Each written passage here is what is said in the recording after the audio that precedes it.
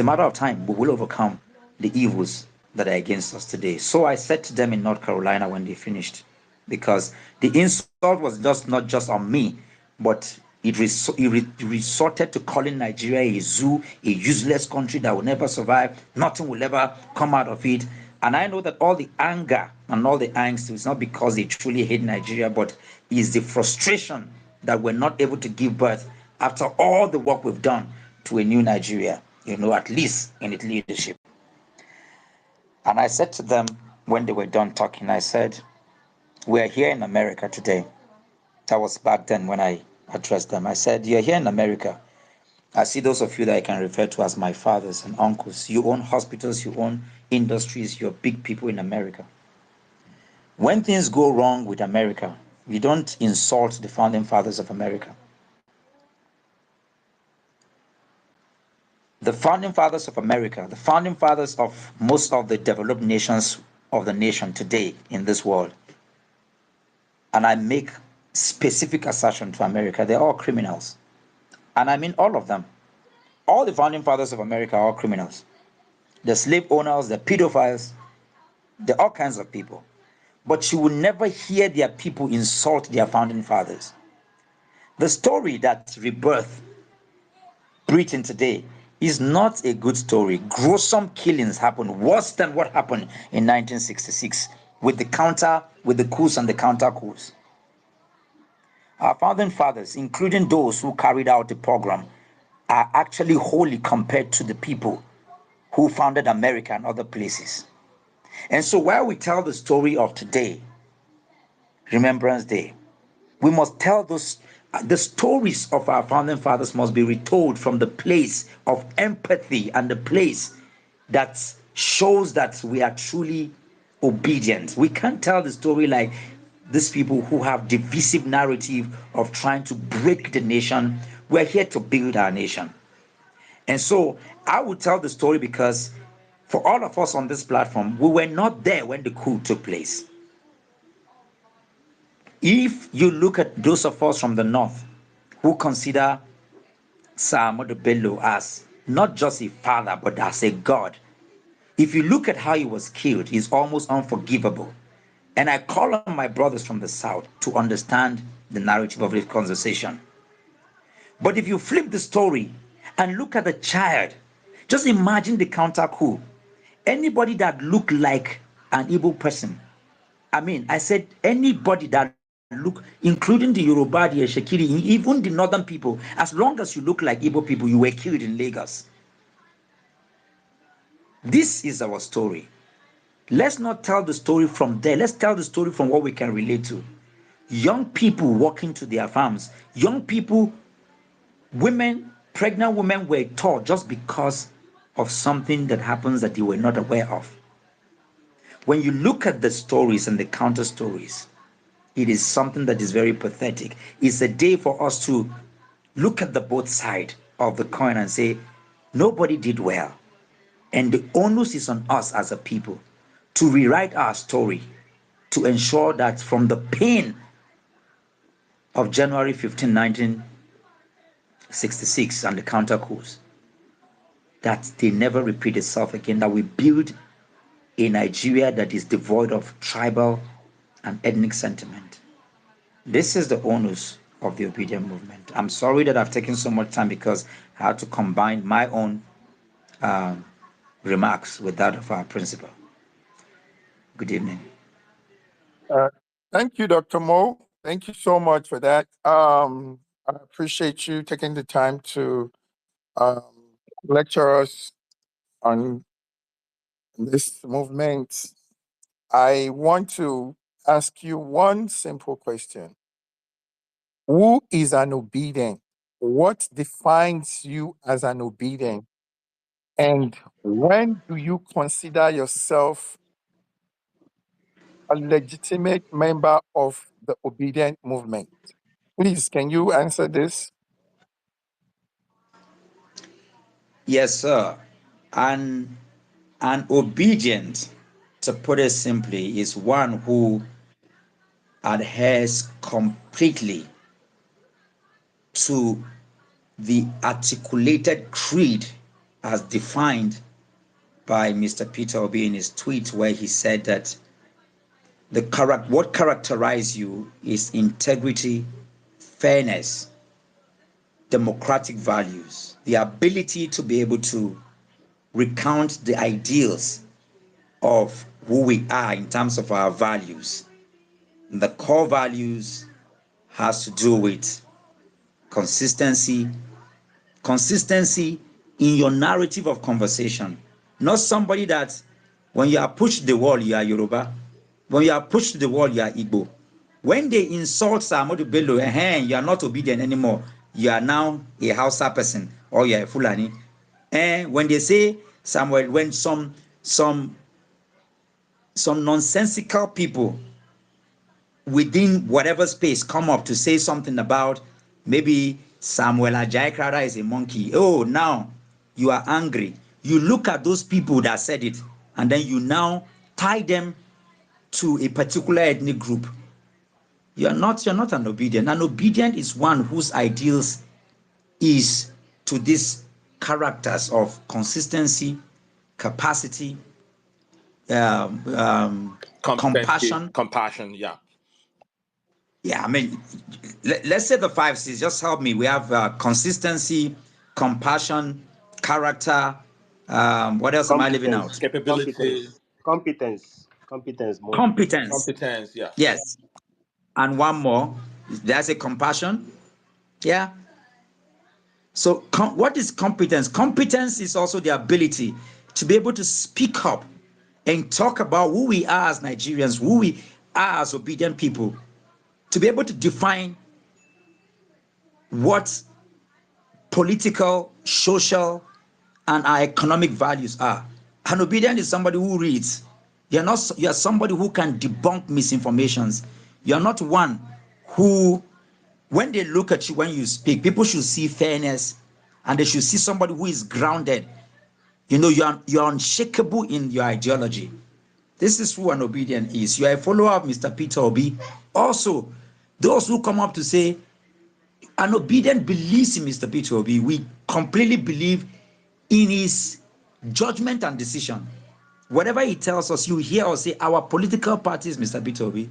Those who come up to say, if he says this, we will not do it. No, we will hold Mr. Peter Obi account, but his decision, we will follow him. We don't have Mr. And because you ask, let me also help some people, because so that we are not, I can see Dr. Tanko here. Our national coordinator is Dr. Tanko. His job is to ensure that all the different groups, because the obedient movement is an energy, it is an essence. That is why it is not a political party, it's not a religious group, it is not affiliated to any class. We are poor, we are rich, we are ugly, we are handsome, we are wicked, we are all kinds of people. As long as this creed is what you are standing with, we only have one global leader. That's Mr. Peter Obi. Dr. Tanko is the national coordinator. And when he comes up, he's going to talk about some of the structures that are going to be put in place. But this is who, what I've said now, I'm going to repeat it again and again. I will put, before we leave here, I'm going to itemize, now that we're here, I'm going to itemize our creed, talk about who, in the same value of your question, who the obedient is. You know, somebody who ensured, you know, the 5 C's, who also is loyal, his loyalty, his integrity is to democratic value, whose standards, you know, is for a reimagined Nigeria, whose political party and leader is Mr. Peter Obi. This is who an obedient is. There's no ambiguity to that. If a group of people say, if he takes a decision or not, you're not an obedient. The obedient was named. It's just like you wake up right now, whatever, even for all the movement that have existed, whether you talk about the civil rights movement, there are different heads, but who spearheads it? Martin Luther King. Of course, you have strong people like Malcolm X, you have Rosa Parks, you have different people who are there, but there's a person that spearheads it. The what's it called? The apartheid movement, the ANC. Mandela did not began the ANC. The ANC, up until Mandela became what's it called? president of South Africa was 82 years. But Mandela, who went to prison even after 27 years and came out of prison, he symbolized that movement. Mr. Peter Obi epitomizes, symbolizes the characterization of the obedient movement. There is no question to it. And that's why different group and any group can come out. The day Mr. Peter Obi says, today, Tanko Yunusa, you are the national coordinator of the obedient movement, that was stamped and sealed. So we will continue the engagement, but this is who an obedient is. All right. Thank you, Dr. Moore. Well said. Thank you very much. All right. Once again, let me welcome everybody to the space, those who just joined us in this conversation. We are talking about revamping the obedient movement. And I also want to acknowledge our special guest that just came in, Dr. Tanko and Ibrahim Abdulkarim as well. Before I go to Balanle, I want to re-echo some of the things that you shared, Dr. Mo. And these are some of the things that we're here to talk about. Particularly, I want to address if you're a well-meaning Nigerian, if you are a APC member, whatever you are, I think that if you look at some of the ethos that, say, Dr. Mo has highlighted on this space, which really the three words that jump out: integrity, honesty, accountability. These are things that you have to care about as a Nigerian. So your primary responsibility shouldn't be, or loyalty shouldn't be to your political party, especially when you see what your party is doing. Oftentimes we like to claim insane crimes. It's becoming a cliche that Nigerians like to talk about the insane crimes. Well, guess what? In those crimes, even when people vote for a political party, right, they still have to hold them accountable. There is a time where you vote for a party, and then once the elections are over, you switch to becoming a citizen of the country so that your loyalty becomes to the republic as opposed to the party. So, but for some of you, you are experiencing the same things that every Nigerian is facing, but you remain loyal to a party even when you are suffering. And these are the things you have to ask yourself: where does my loyalty lie? Does it lie with the republic? Do I care about a new Nigeria, or does it lie with the party, even if I drop dead? So you really have to ask yourself those salient questions. Number two, I want to highlight some of the fault lines that you touched on, and I'm hoping that in this conversation we can flesh out some of those things. Bigotry is a big one, because we are, certainly you can call it mission creep. Once upon a time, we were united, it was a cohesive thing, and now we're sort of split along these fault lines, bigotry, religion, ethnicity, and all of these things. So I'm hoping that after this conversation and several conversations more that will follow, some of these people can sheath their swords and begin to engage meaningfully in a way that will foster the ideas that this movement really encapsulates. That's why we're here. Finally, the idea of violence for violence. That is a big one as well. Many people have accused the movement of being too um, um, lackadaisical, for the lack of a better word. That, when it comes to Nigerian politics, when they give you bars, you must give them both. That is the only way to achieve something meaningful. And I'm hoping that some of our leaders that are here today, we also, Dr. Moore, I know you touched on it before, but I'm hoping that some of our leaders, others that are here, you will address it. This is a major concern as well within the movement. And we had an election in Edo State. And in that election highlighted something as well within the movement. We had obedience for Asue, we had obedience for Monday Okpebolo. And people were talking about the obedient movement is not a monolith. Why should you tell me who to vote for? Why should you tell me where to go? And all of those things. So these are the things that we need to talk about so we can rein in some of these things and galvanize our people and move and forge ahead with a new sense of resolve. Anyways, thank you all for coming. I'm going to pass the mic now to Balanli. Please jump in. Hey, thank you to those. Good evening once more, everyone. I am slightly under the weather, so I'm not going to speak for too long. Right. As you people know, my passion is for the obedient movement. I haven't wavered in any way in the run up to the elections and thereafter. I'm kind of like standing and holding the line because my decision to become part of the movement was born out of that desire to see a new Nigeria, a new reimagined Nigeria emerge. That has been Course, Madam Bolale is raising her hand, has been raising her hand. James, she is speaking. Can you hear? Okay, Can I you can't hear hear her? her. Okay, she is speaking. Maybe you need to I drop can't and come hear back. her. Okay, I'm going to drop you. Okay, and then because we can all hear her. Go ahead, Balali. Yeah, so like I said, I've been holding the line. I have, and it's easy for me to do because it wasn't about supporting a political party. It was about seeing a man who spoke to what I believe in terms of being that person who's so different from your run of the mill Nigerian politician.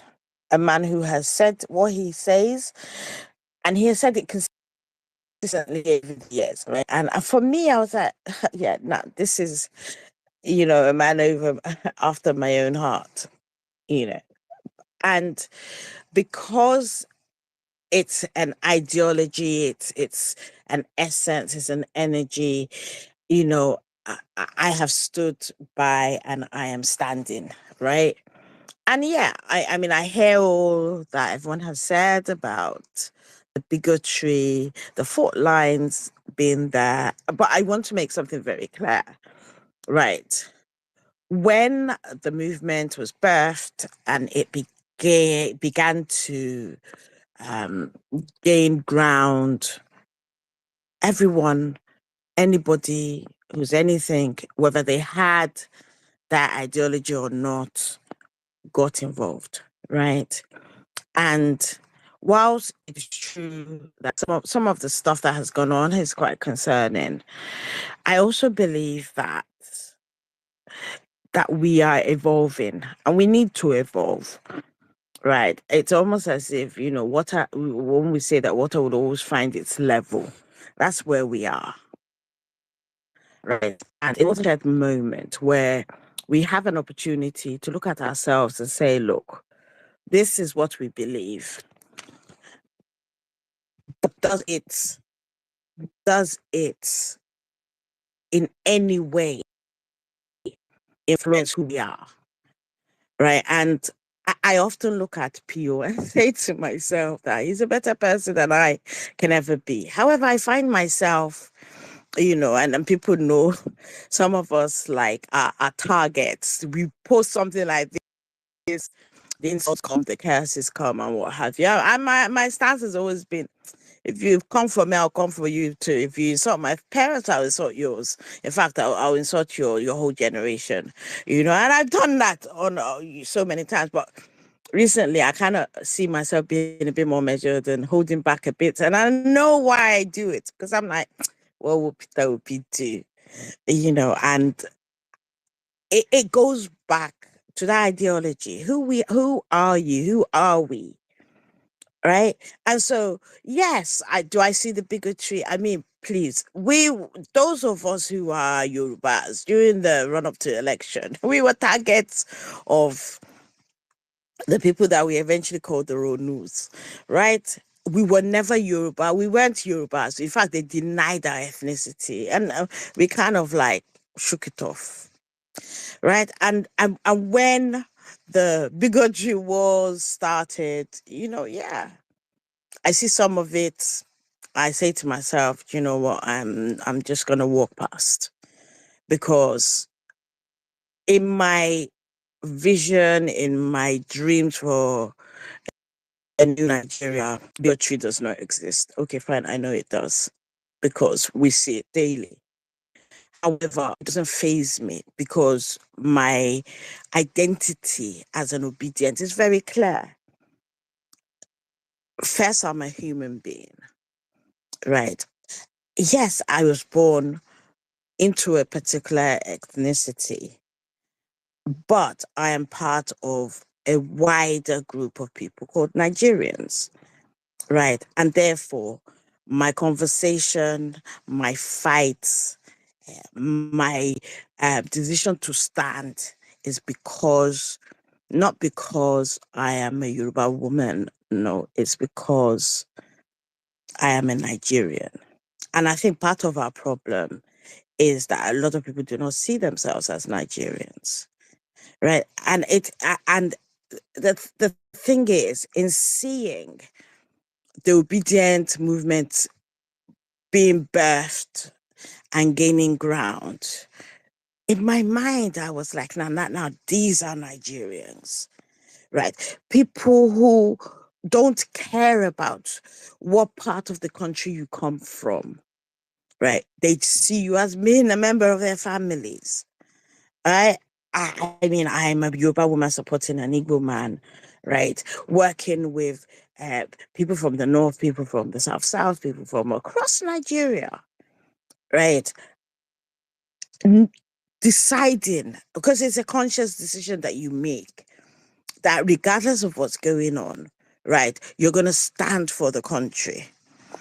Right. And so when these people come with their insults and they disrespect me, I say to myself, oh, well, go and see them in America. When it comes to politics, they know how to do that. They will do. In fact, by the time misinformation finish your life, you won't know where to put yourself. However, right, the moment they sing their national anthem or they fly their flag, they all fall in line. Right. And therefore, I don't see a political party. I don't see a tribe. I don't see a religion.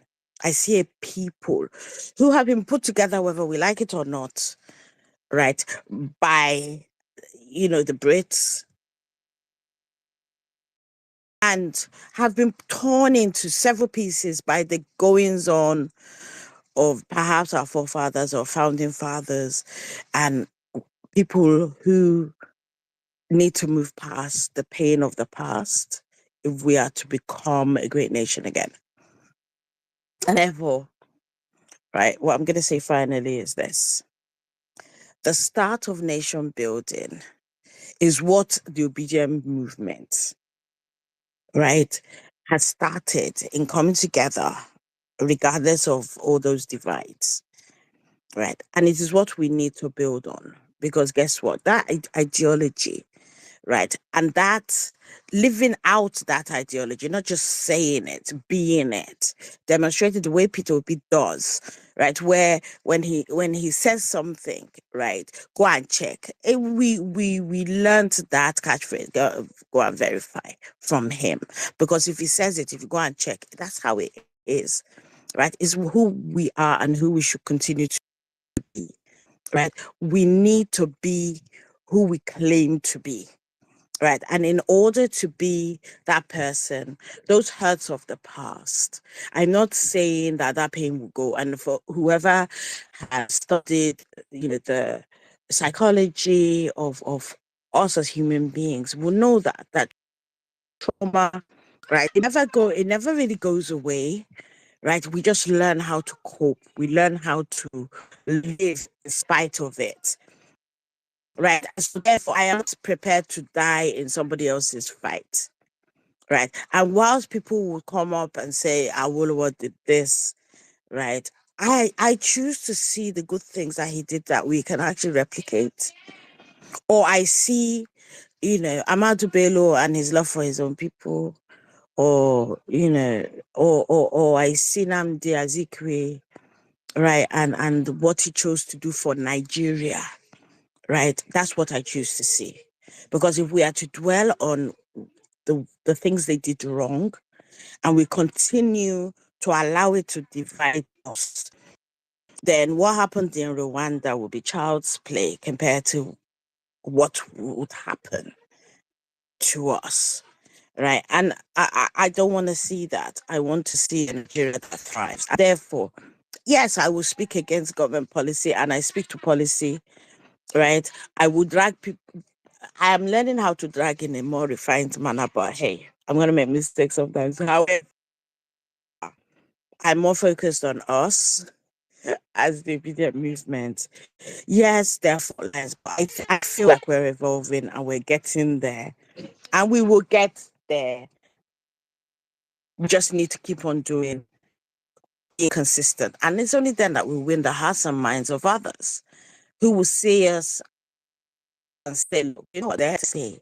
And what they're talking about actually speaks to their spirit, speaks to what they want for their country. Because if the country is thriving, right, and then states are thriving, and then families are thriving, and then you as an individual are thriving, who has time for fights? No one. Thank you. I yield back to Tidas. All right. Thank you very much, Bolanle. Thank you very much. Amazing. All right, guys. Without further ado, I'm going to. Tudo, let me Yeah. quickly touch on something Auntie Balanle said. Okay. Uh, Auntie Balanle, I love when you made that statement. You are striving to do your refined basbos, or to start doing basbos in a refined manner. That is something to learn Yes, this and Theo, what can 2025. I say? What can I say? What can I say? I know, when they tell you to put, if you're a Christian and then they tell you to fight constantly against that desire, right? Yes, my spirit is predisposed to backbones and violence on all levels. However, I'm learning. I am learning. All Yeah, right. yeah, you're right. You see, and that's one thing I want us to really understand about who that man Peter Obi is. If you know Peter Obi and you know him very well, honestly, in the initial state, I really, really don't understand that aspect of him. Somebody is coming at you red hot, and you are saying, "It's my brother. It will be fine. Just let me handle it." We never used to understand that aspect of him. But honestly, as Antibalale just said, with time, we are beginning to understand and appreciate that way of resolving conflicts, of going hard at people that we see as the opposition, you know? So there is a lot to learn from this man. I just want to really touch on that particular Glasgow's area, because 99.9% of obedience are people that want Nigeria to work. And when they are getting the contrary, they go hard. So, Dr. Mo, thank you for answering my question. And I just want us to know that this is a family conversation. Please, when you come up here, tell us how you feel.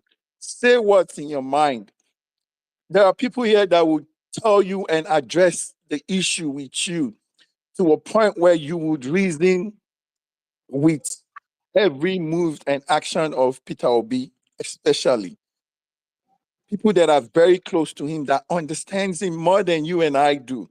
So feel free, express yourself, say what you want to say. And if you can tone down on your buzzwords, tone it down. If you can refine it down, but don't let it die. That is my own. A new Nigeria is very possible. Tudo, go ahead, Yeah. sir. Thank you. Awesome. Awesome. Thank you very much. Thank you, Bolanle.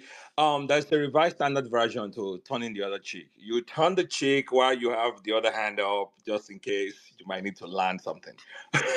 All right. Thank you. Actually, the when somebody gives you basketballs, Yeah. actually, when somebody Go ahead, Dr. Mo. you Oh should, my goodness. he said during the first and the what's it called now, the New Year conference, that to be given them, we will show them a basketballs that they will not comprehend. We're not doing the one. We're not going to leave them. Oh. No, we're going to, sometimes, and this is why, as an obedient, you have to read. You have to follow Mr. Peter Obi's tweet. Go and read his tweet and see the kind of basketballs he's giving government every day. Listen to his conference. There is too much that we actually have. It's just that what we want to replicate is the 1966 coup. You saw when, after the coup, the counter coup, 30,000 soldiers from a particular ethnic group were wiped out. And then when they counter, when you do, there is no end, there will be no, all of us, I'll say two things that Mr. Peter B constantly says. Say, Mo, the best thing that can happen to you is to convert your enemy to your friend. We saw that when Dunu Kubara went on national TV to counter and say she's no more obedient. In 24 hours, she says she's a born-again obedient. That's the kind of basketballs. Do a basketball that the person, there's a way you slap somebody with love, he will not recover. That's what Mr. Peter B is talking about. Because he says something that whether you're a criminal, whatever, we are still Nigerians. We're not going to do the American style. The American style is that one class rose up and wipe out another class. That's how you have the America today that we're saying we want to become.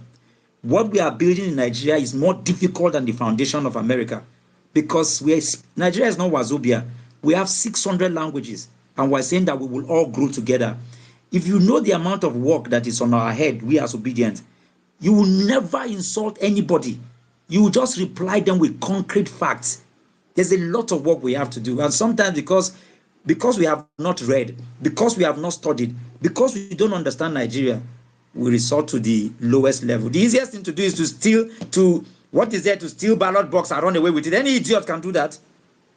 Holding to the highest standard of the ideals of integrity, of competence, of loyalty, of standing there with them and say, rather than we saying that if every one of us here, you ensure that there are 500 people in your polling booth as against 100, do you know that there's no idiot that will go and steal the ballot box if people are 500 against 100? That is the kind of work we need to do. That's what Donald Trump people did to the other people. They ensured that they overwhelmed them. That's what we are going. That's the kind of basketballs we are going to do. It's a highway, but it's a higher way and it's a more difficult way.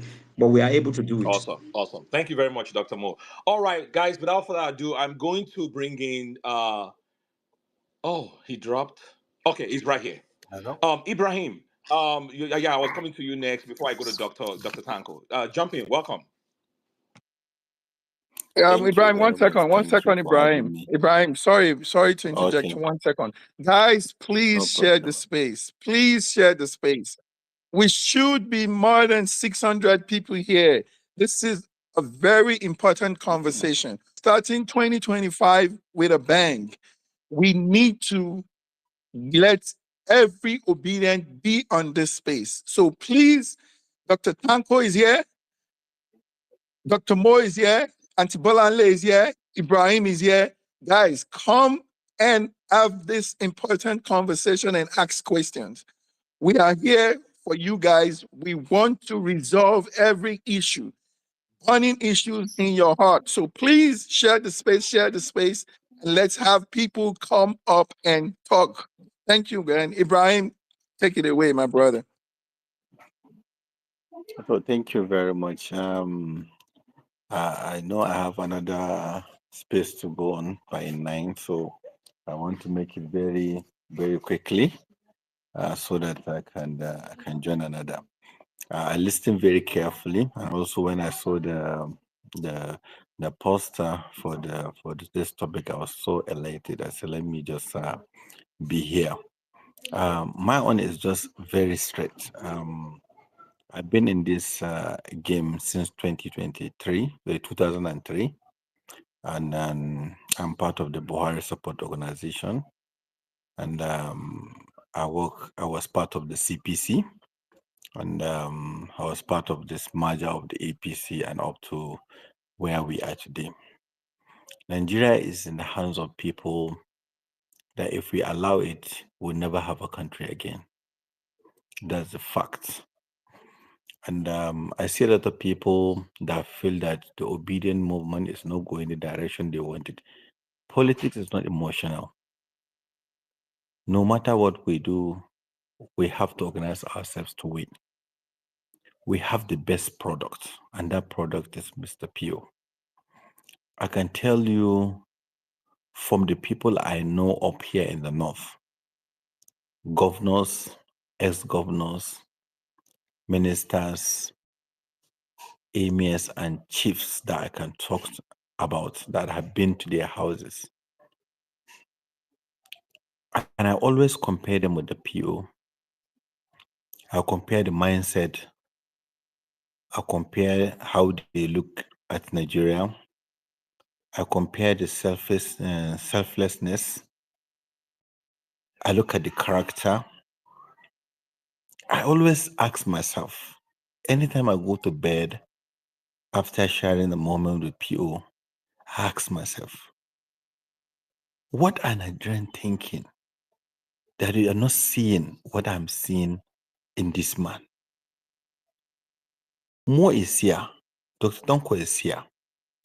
If you are talking about government spending and proper accountability, and you are talking about proper budget that will help the country, I can remember Shekara was in my office. He came for a visit. We have a long conversation.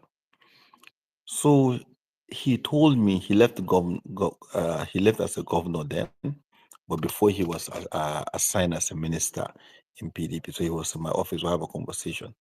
He told me, say, Ibrahim, if we can impose Okuma, if we can work on our budget of just 20% to a state, that still will look different. I said, sir, you're talking about 20. I thought you tell me 80%. You say, no.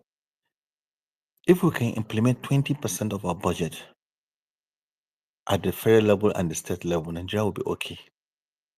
I said, just 20? Yes. I said, sir, what are you doing now?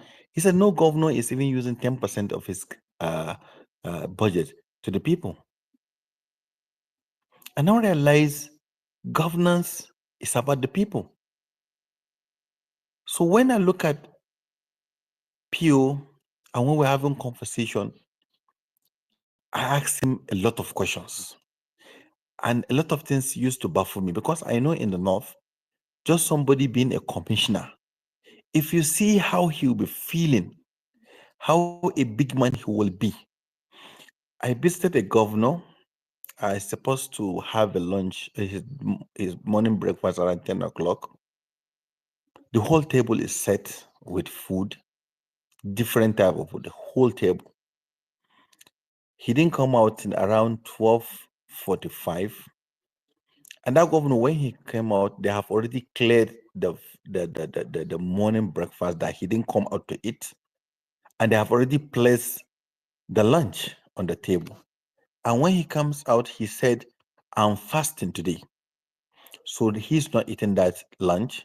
So that lunch too have to be taken off so they can prepare him for dinner. So the West is that they wasted the whole money for the breakfast, wasted the whole money for the lunch. And now maybe if they fail, they can eat just half of what is going to be provided at the dinner for the iftar. So if we are talking about to cut governance spending, it's supposed to start from the leaders. So I always tell people, just having Peter Obi as the president, just without doing anything, I swear to my God, you have more than 85% reduction in the cost of government at the presidency. 85%. Tanko can testify to this. Anybody that works, Dr. Mo can testify that if you work with him, you'll be sure. Without anything, no policy, no document written, just him being just the president of this country, I bet you have a cut of more than 85% of government spending. And what this will help us is that once the president that is the head did not buy an Escalade for himself, do not buy a private new jet for himself, do not renovate his house. Even I know of a PO, he may not even stay in that villa to cause cost for Nigerians. We are discussing with him some few weeks ago. He said someone came to him to see him on a Christmas day. He met him in the government house alone. He checked left, he checked right, he didn't feel anybody. He said, Mr. Governor, where is your wife? He said, she's in the UK with the kids. He said, I didn't see anybody. He said, every other person has gone out for Christmas that day. He said, what are you doing here? He said, I'm here to do some of the papers work that I'm supposed to do that I've not been doing. So they brought the papers for me to the house. So that's why I'm alone here. The man was shocked. He said, so what did you take? How did you celebrate this birthday? He said, this is how I'm celebrating my Xmas today. If you know what is being spent in the government house in a day, you'll be surprised. He was telling us about what happened to him with the fuel they are taking for his convoy. He said in a month he has a bill of 40 million naira for fueling. He said once he now said, okay, I'm going to be using this number of cars for what I'm going to do. I'm going to be using this amount of fuel. He said that month I cut that. The next month he cut that fueling from 40 million to 15 million. He said after that we still stop even dumping the fuel in the this thing. We used to now go to fuel station and now take fuel. He said we cut it up to a level of about 5 million naira per month. This is what everybody is saying. The first thing Tinubu told us when he removed the subsidy, he said we should tie our belts. But we see a man that is our president that refused to tie his own belt, while us we are suffering. So my own concern is about the obedient movement is that we have the right product and we have the right people. Dr. Tanko is here, very grounded in all these kind of activities. He has been here since during the time of activism. Since when they are doing Ganifa with me and all his friends, Ubasani and others, when they used to transport themselves from Kaduna to Lagos just for activism through a night bus. Contested for president of this country.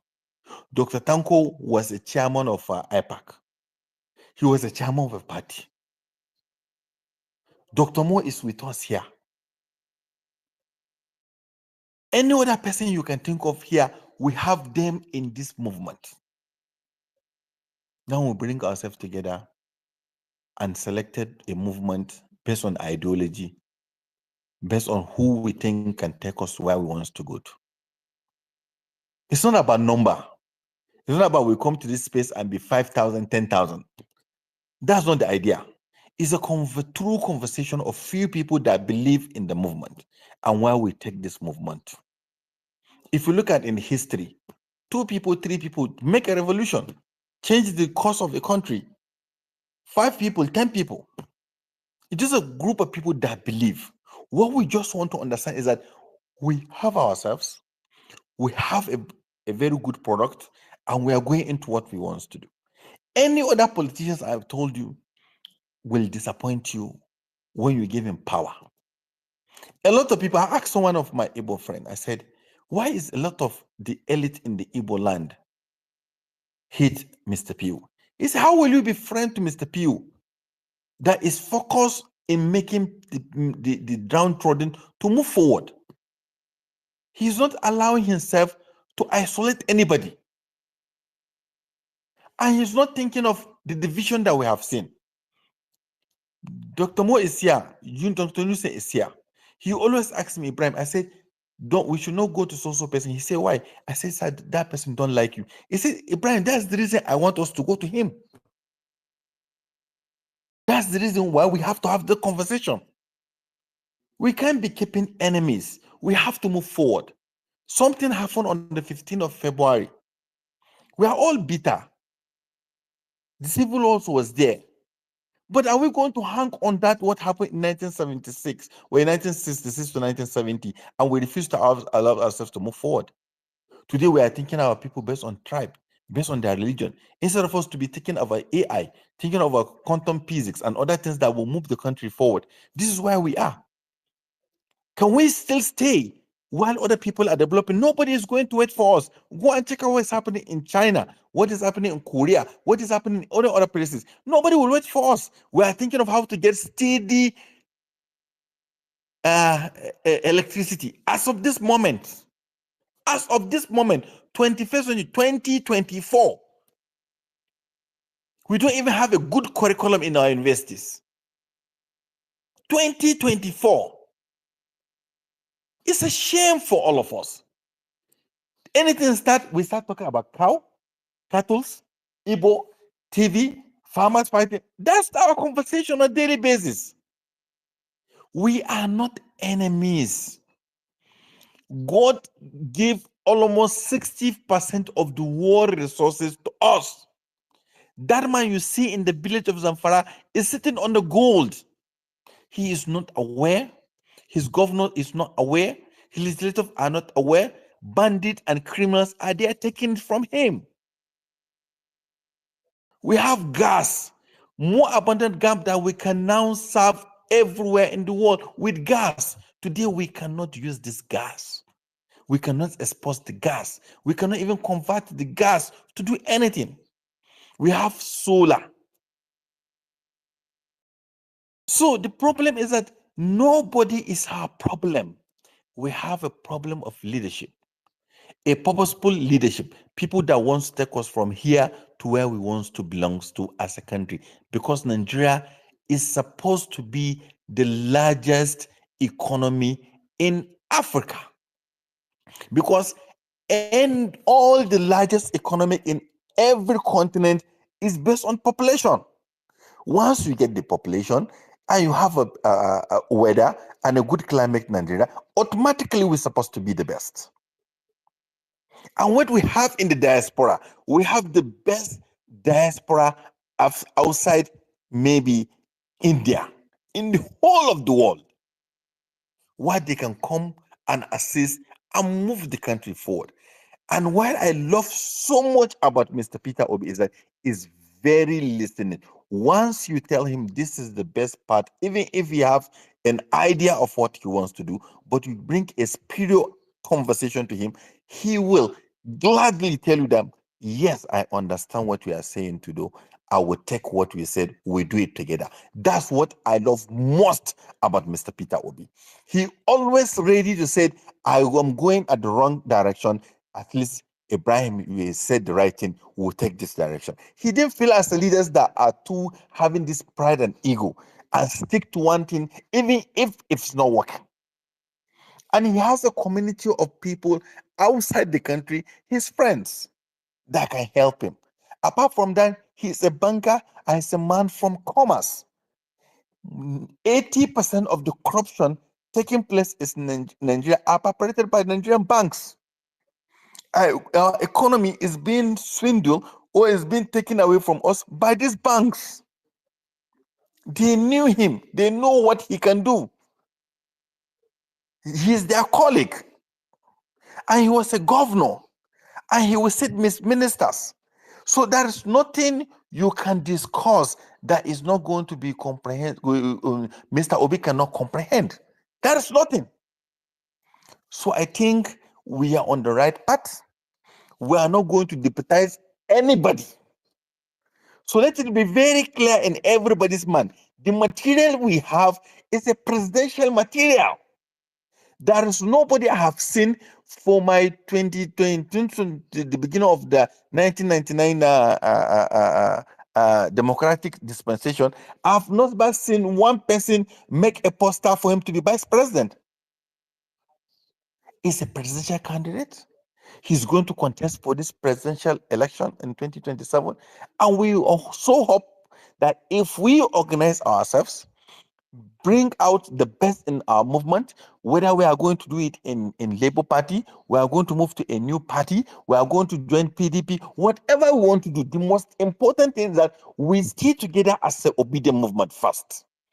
Believe in our ideology, put our members in every poll unit, in every ward, in anywhere you see us trying to project our principle by special grace of God and what we have in our heart, we will create that new Nigeria that everybody will be proud of. There is no any difference in religion, no any difference in tribe. What we are looking at is that in Nigeria that will compete with Doha, in Qatar, compete with Indonesia, compete with China, compete with America, another place. Not a country where an Igbo is competing with a Hausa person, A Hausa person is competing with Yoruba. Nigeria, Igbo man is a Muslim is competing with a Christian. Even in Islam, a Shiite is competing with a Wahhabi. Wahhabi is competing with Darika person.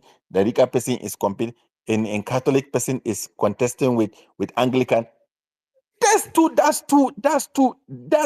division they left for us. We have to go beyond and above all of that. We start to think of which group are competing more in agriculture, in industrialization, in science, in AI, in these are the things we're supposed to. Up to there, as I talk to you today, MTN is still the #1 provider of network today. What is so big deal about providing network? What's so big deal about it? Today, as I talk to you, DSTV is the provider of our TV and digital television. What's so big deal about it that we can't have in our country? As I talk to you today, it's Chevron and the Shell that are still since 1957 in mining oil for us. As I talk to you today, after I talk to you today, it's Chinese that are mining our gold in Zamfara. As I talk to you today, we're still waiting for companies to bring drugs from India, from US up to today. What happened to all of us? So I think this is what Mr. Pio is telling us. From consumption to production, he so much believes that we can produce what we need. And immediately we start producing what we need, the African will rely on us. As I talk to you today, if you go to a market in Kano, they call it, I think, Dawanau market, we serve the whole of West Africa with grains from Dawanau. If you go to Mobi cattle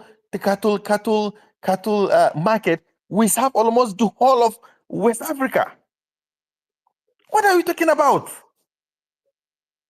And Pio is saying that we have to look inward. We don't need people to be giving us loan. We don't need people to be giving us handouts.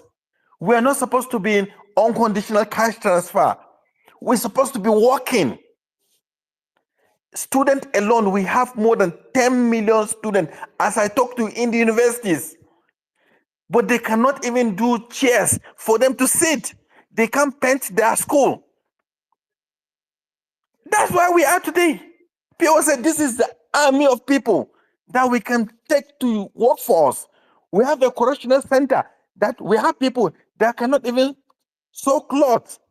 They cannot do play here. They cannot be barbers. They are just there as prisoners eating food. What happened to us? So I think I so much believe is what he's thinking, the direction he wants to take us.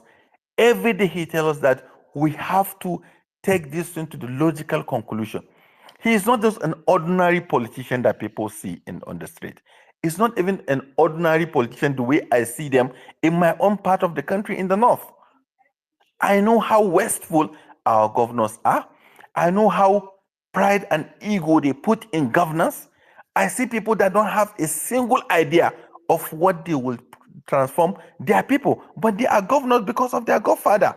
They are governors because of now we don't want PO to be anybody's godfather. We want to experience our own presidency through him. As simple as that. But as a movement, we must create the platform. We must create this conversation to reach out to every other person to understand the tool that we have, to understand the vision that PO has for us, and also create a platform between now and that election where we can assemble Nigerians all over the world. These are very good environmentalists that can be a very good minister. It don't have to be me. It don't have to be Mo. It don't have to be. We are not here for us to get any appointment. What we are here to see a Nigeria that works, and also to provide PO with the right people and the right tools for him to govern. So the work is not just going to just place him the way we did during the Buhari. We are just thinking, okay, when we just get somebody there, that's all. No, it's not all. Some cabal, some people are going to rally around him and also take him off what we have already labored for. Our own is to create a platform that is going to last in the next 100 years. Our children can inherit, but it's not going to be by cho. It's going to be by workings. And I yield my mic. Thank you. Thank you very much, Ibrahim. That was powerful. Thank you, thank you, thank you. And before I toss the mic to Dr. Tanko, I just want to react with some of the things you said, especially about the personing of our principal, Mr. Peter Obi. If you are a genuine Nigeria, if you genuinely care about Nigeria, there is no way you look at this man and don't believe that this man represents the new Nigeria that we all crave. I mean, I listen to Peter Obi and I'm like, can this happen in my lifetime? And I'm convinced more than ever that it is possible. That with Mr. Peter Obi at the helm, it is possible to have that new Nigeria, to have a leader that is articulate, that when he speaks, you actually understand what he's saying. I mean, his wealth of knowledge and experience, what he exudes as a leader. I mean, recently, for instance, in the conversation about tax reforms, right? I was listening to all our leaders, what they had to say. I mean, it's a very divisive issue. Many experts have looked at the bills. They thought, okay, maybe there's some good in it. If you listen to the likes of Taiwo Udele and Zach Adedeji, they go around touting this thing like it's the best thing since sliced bread and all of that. And Mr. Peter Obi had some interesting thoughts on the tax reform bill. I gotta let you guys know this because I find this very, very amazing. He said the tax itself is a function of productivity because the government goes around saying that they have made our tax to GDP rate is very low, and he said, "I said it is wrong." You cannot tax 100 million Nigerians, right? Who where there is lack of productivity. How does that help the country? So if you are looking at your tax reform bill as a revenue generation scheme, this is not the best way to go about it. And this is another thing he said that I love. He said, let me assure you that what is on the table now is that everybody who means well should come together to get the country to work.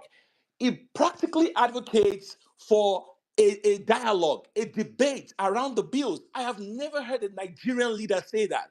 That before, because our leaders, they have a sense they infantilize Nigerians. When they talk down to us, they don't want to engage us. This man is saying, before you pass this thing, have you gone around Nigeria? Have you talked to Nigerians? Have you talked to stakeholders? It's not about you sitting up there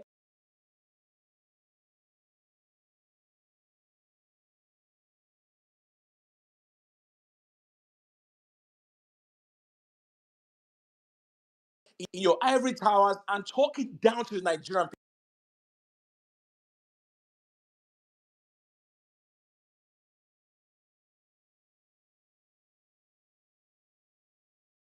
That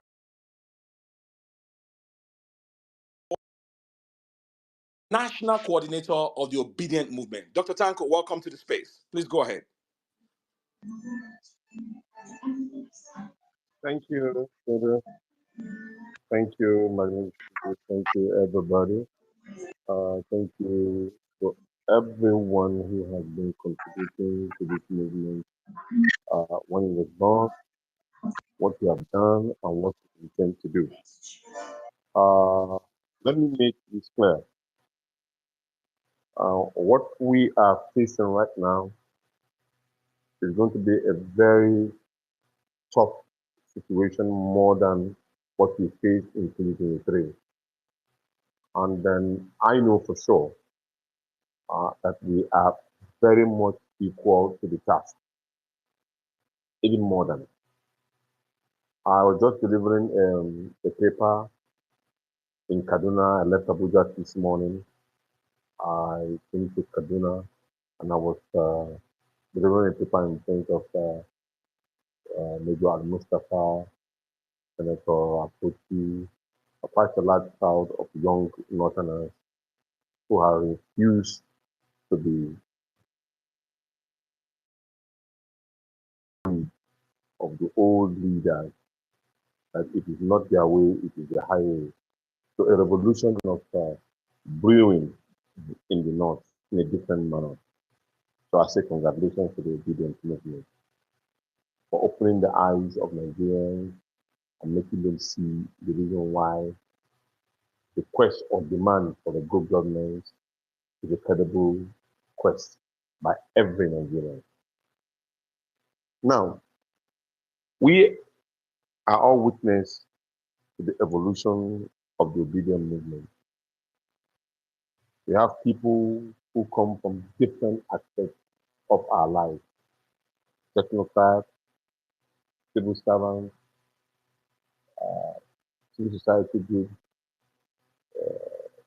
lecturers, entrepreneurs, everybody playing its own part individually, which culminated to the allocation of the elections that they gave to us. But we knew that we were more than that, and we know what we stood for. Now, it may amaze you to know that the obedient movement does not really started in the 2023 general election. It actually was metamorphosed by the decay in the system for ages. Just like Brian and Dr. Mo has choreographed and other leaders or speakers on this group may also touch. The quest for a new Nigeria has been on since the days of the Aminu Kano, Ken Saro-Wiwa, Balarabe Musa, Otto Nwankwo, Fela Anikulapo Kuti, Osoni Okosu, Gambo Sawaba, Balarabe Musa, and the likes. These are heroes who have been championing and fighting for the emancipation of Nigeria, and quite a number of them too, I may have failed to mention. But the question is one and only: who we are as a people, what we intend to achieve as a people, how are we visualized in the Committee of Nations, what do we want to leave as a legacy for our children, how do we want to, harness the goodness and gifts that God has given us. What are we going to use this particular population, which to me is wealth, not a cost, to be something that everybody in the world is something. When I sleep and wake up,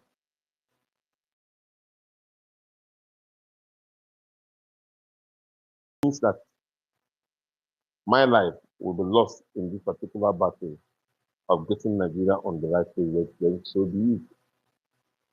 Last night, very late in the night, I got re-energized by His Excellency Peter Gregory Obi when some of the naysayers were speaking in different tones. And then he said, am I the first person to die? Neither am I the first person to be arrested, or neither am I going to be the first person to be, the President of the Federal Republic of Nigeria.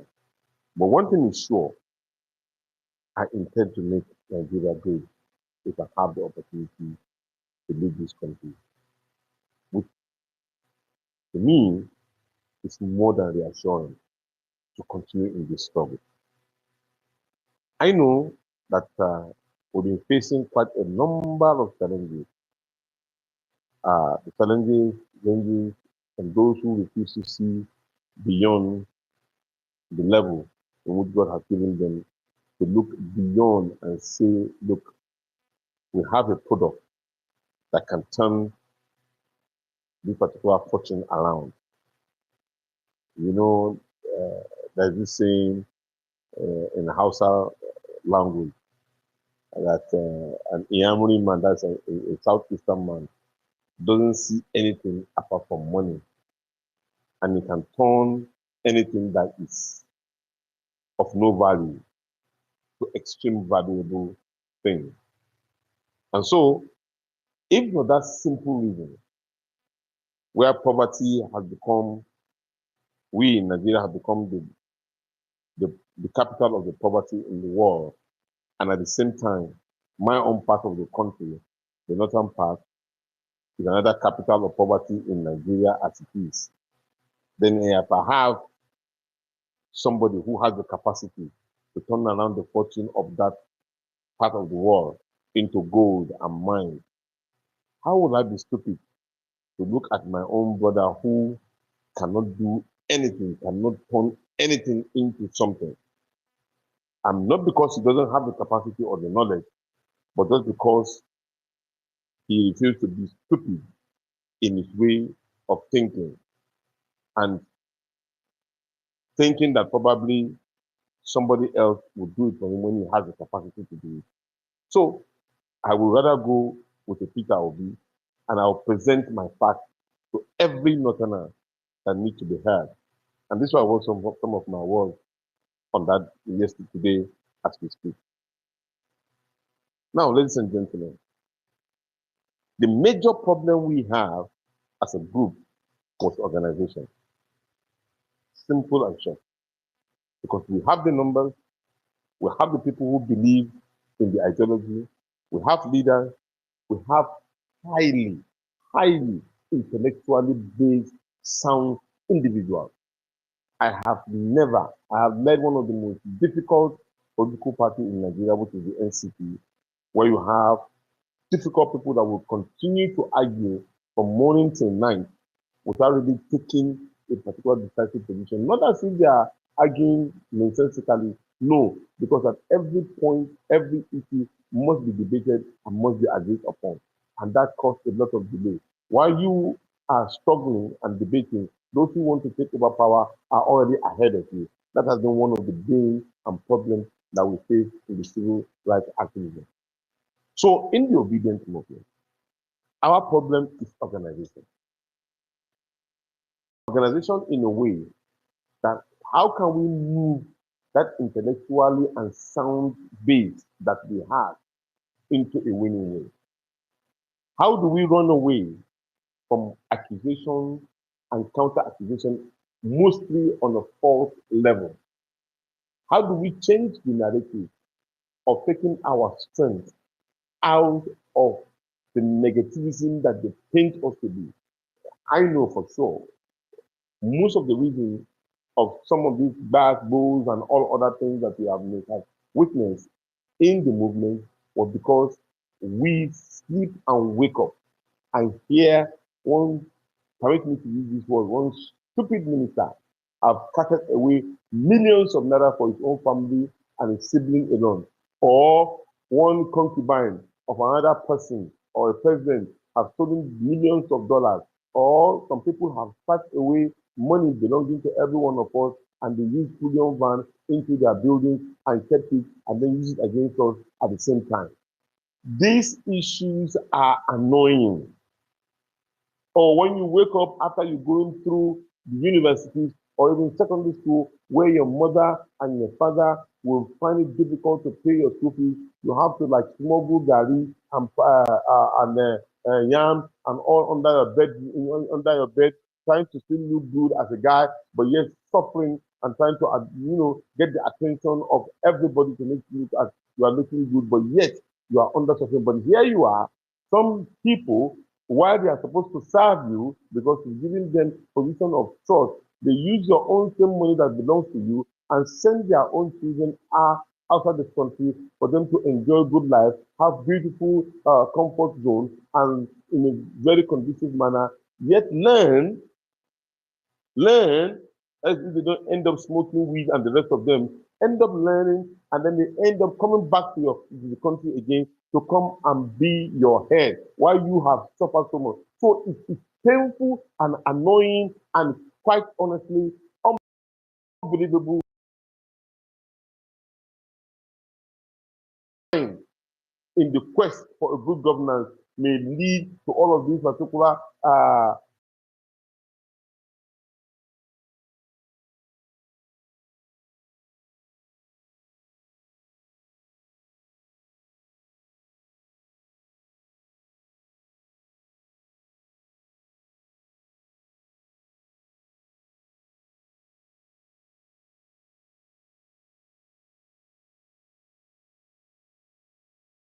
control of leadership that we can be able to champion or lead what you want to say to Nigeria and practicalize it. So now that is the crux of the matter. Ladies and gentlemen, Nigerians need a messiah. Somebody is already leading us. Somebody, all of us believe in his capacity and his will, competence as the 5 C's go, credibility, character, compassion, consistency, credibility, and all. In fact, it's not even 5 C's, more than 10 C's. His Excellency Peter Gregory has it. There's no doubt about it. You put on a scale of 10, as I sit with you or as I speak with you, nobody can gain nothing less than up to 3 when you compare what he can get up to 7. This is a fact. But then, how do we make this particular person become the president of the Federal Republic of Nigeria, considering the barrage of lies and dissenting voices and all of their treacherous plans? This is another issue that we need to face. You can't believe it. A lecturer who's supposed to be a teacher of men, as we speak, he is in a room concocting ideas on how to defend the indefensible position of the policy of this government. We have them as professors. They are there and they are suffering the most. Or you talk about a IC technologically savvy person who is a youth like you or any other person, but yet he's being paid peanuts against the will of the collective interest of Nigerian people. They are there and they are being paid. Or because somebody comes from your own tribe and then you feel that if it's not your tribe that is in the position, you will not get a better life. And so therefore, it is better for me to support this particular person because it's my tribe. They are there and we're all Nigerians. Those are the worst set of individuals that we can face because all of them know that whatever it is that they're doing it as a negative thinking to the betterment of all of us. That when they do the right thing, they know they can benefit much better, but rather they remain in their cocoon to continue to fight what we are thinking that will be of betterment for every one of us. It's quite degrading, condescending, depressing, unacceptable. In all of my struggle, and I believe a lot of us, it's not as if we couldn't jump like monkeys. It's not as if you cannot jump like monkeys to join them in their charade from one political party to another, from one political party to another, just because you want to get a post. We could have done so, but we remain consistent in this belief that Nigeria must be uppermost in our minds. And so we continue to champion that particular cause, even at the point of our, detriment and danger that we face. Don't be under any illusion. These people are vicious. When I say vicious, they are vicious. And they are ready to throw any kind of tantrum to every one of us. So we better tighten up our belt. That is part of the thing that we need to organize ourselves. So, in organizing ourselves, the obedient movement is being structured now gradually. With our leader, His Excellency Peter Obi, my humble self, just trying to coordinate all the affairs. We have generated a lot of heat within a short period of time. I will agree with you, we'll slow down a bit, maybe because of the issue of delivery to me and some other things within our own technical work and all. But we are going to be much stronger than you can ever imagine. The programs that we did in the southeast, in the northwest, we are going to amplify them in the northeast. Within now and February, we are going to amplify same in the southwest, north-central, and at the same time, we are going to reach out to our brothers and sisters in south-south. Then, we are going to announce series of engagements within now and March. We will announce our motive of operandis as regards to the process of how we intend to know our numbers. We are going to get a lot of information as regards to who is who in the structural building with a redirection. That will happen in a very short period of time, within the next 1 or 2 weeks. I don't want to be specific because there are some little ends that we need to tidy up then before we make the announcement. Remember, we have done regional engagements and to all the regions. We are going to exhume that. We also have what we call our directorate. They are almost like 13 in numbers. We are going to get them filled up. So everybody will be working.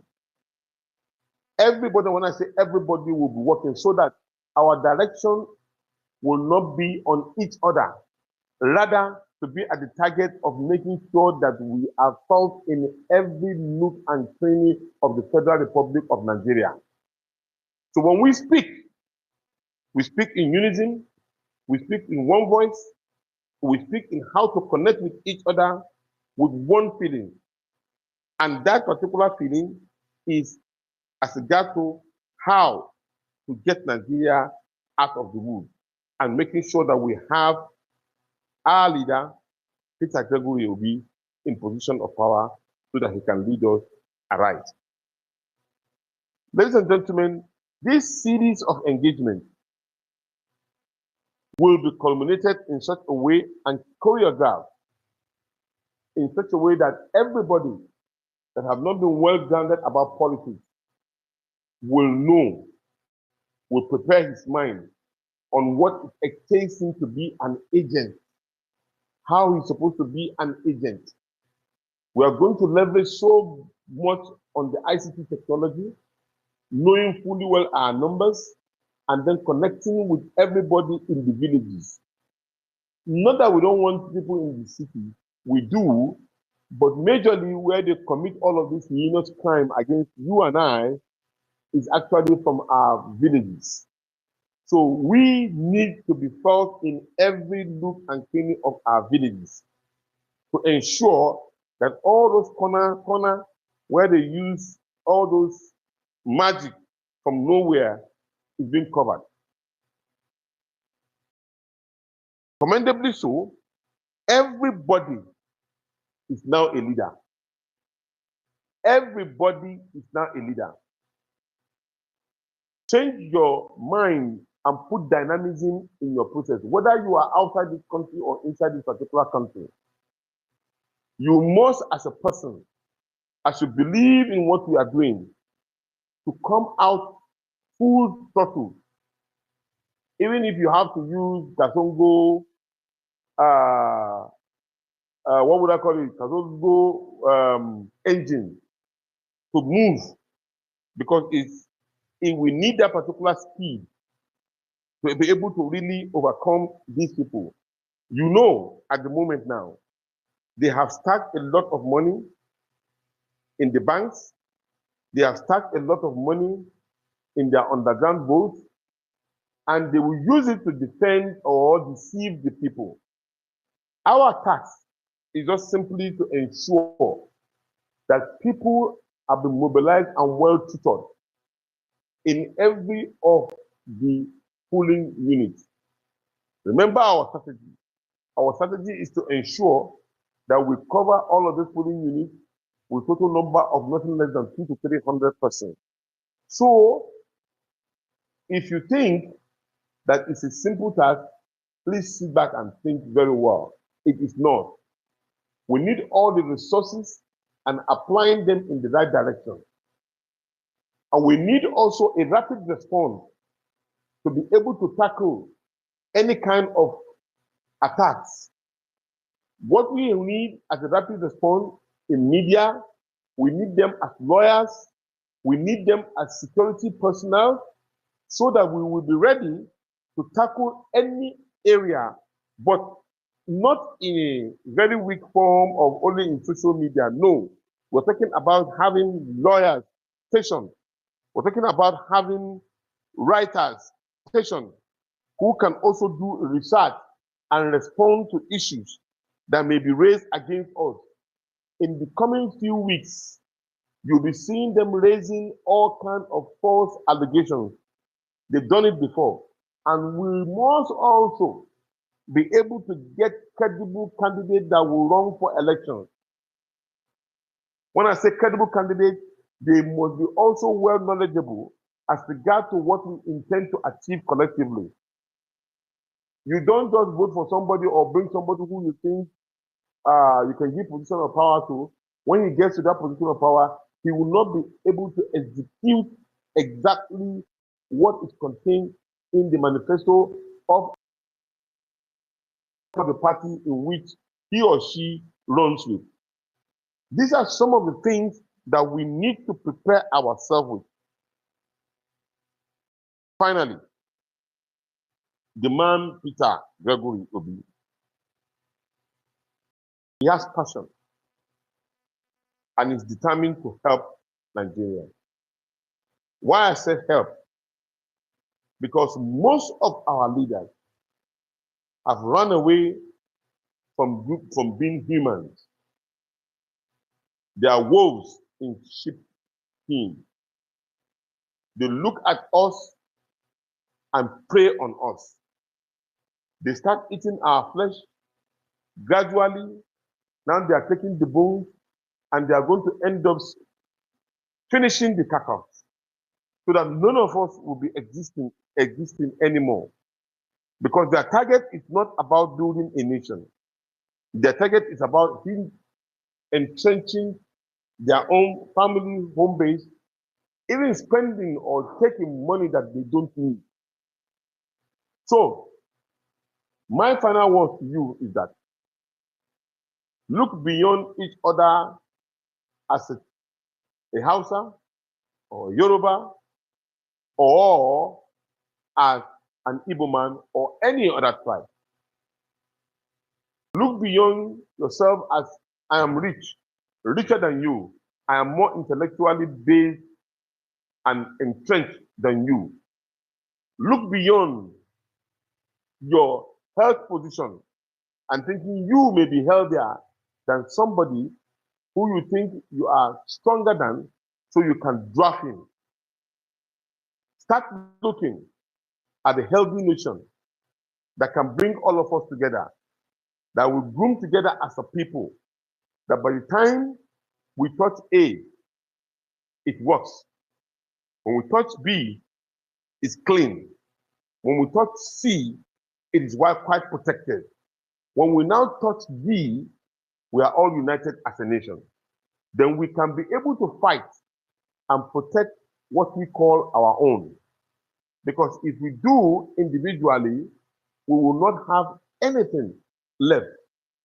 I don't want to be part of that particular generation. I'm determined to be part of the generation that brought Nigeria back to the stardom. Because I believe that Nigeria can be revamped and the obedient movement can be that particular catalyst to lead us. And I also believe strongly that with the Peter Obi, in Nigeria can be better. God bless all of us as we continue in this particular struggle. God continue to give us the strength to look at ourselves as brothers. May God continue to give us the strength and belief that we love Nigeria and we know Nigeria can stand very firmly in the Committee of Nations, maybe even better, because in our eyes, we have seen countries do something and they are today. And that tells us that we too, we can do it as a people. Long live the obedient movement, the biggest political movement in Africa as today. Long live the Federal Republic of Nigeria, the capital world of the Black nation, which can reach the highest of the pendulum of greatness. And God leads all of us together as a people, irrespective of where and where we come from. But united, we will stand as a nation. Thank you very much for listening, and I'm ready to answer any questions that you may be able to throw at me at any point of time in the course of our deliberation. Thank you very much for listening. God bless you. Thank you very much, Dr. Tanko. Thank you, sir. All right. At this time, we are going to Mag. Did you? I was coming back. I was coming back to you actually, Mag.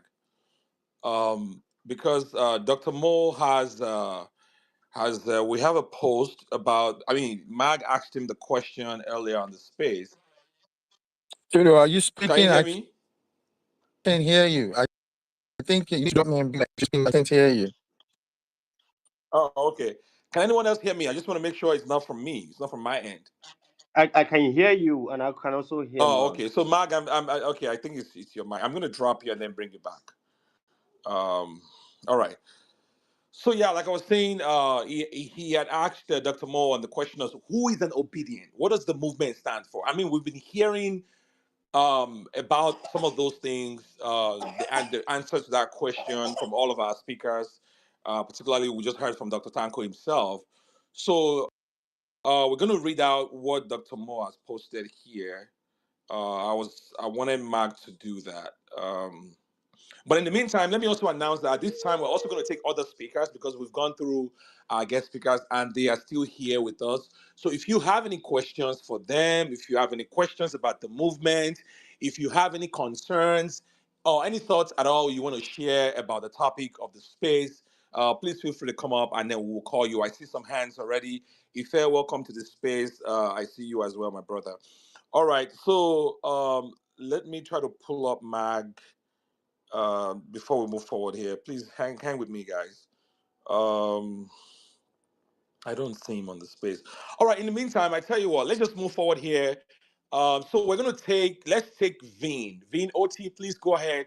3 4 minutes, guys, so that we can go. We have a lot of people waiting to speak as well. Veen OT, please jump in. Thank you very much, Dr. Unisa. Thank you and happy New Year, Dr. Moore. It's good to have both of you on the platform again, and good to see you again. I have listened to you, and I also listened to some of the definition that's been attributed to what obedient movement stands for. In as much as I'm not so much interested in laying the history on how we started this movement, but I'm also it's important for me to also reiterate here that obedient movement is an organic movement that was born out of support for anyone who wants a functional Nigeria. That is what who obedient movement is. That's all. That's what obedient movement stands for, and that is who obedient is. Anyone who wants a functional Nigeria, irrespective of tribe, creed, or geographical location, that is what this movement stands for. Dr. Unisa, I want to talk to you about. I want to ask some question about the future of obedience, and also just like we are not political party, but we have political structure. And in every political organization, every political party, or in every political engagement, there are always structure, and structures are maintained year round. When we started this movement, we tolerated so many things, and in the sense that we there were people who were were identified at the inception of this movement that were quite inimical, that were taking advantage of the movement. But behind the curtains, we were able to subdue and suppress that our ability to air that in the movement or on space for people to really identify these rogue elements.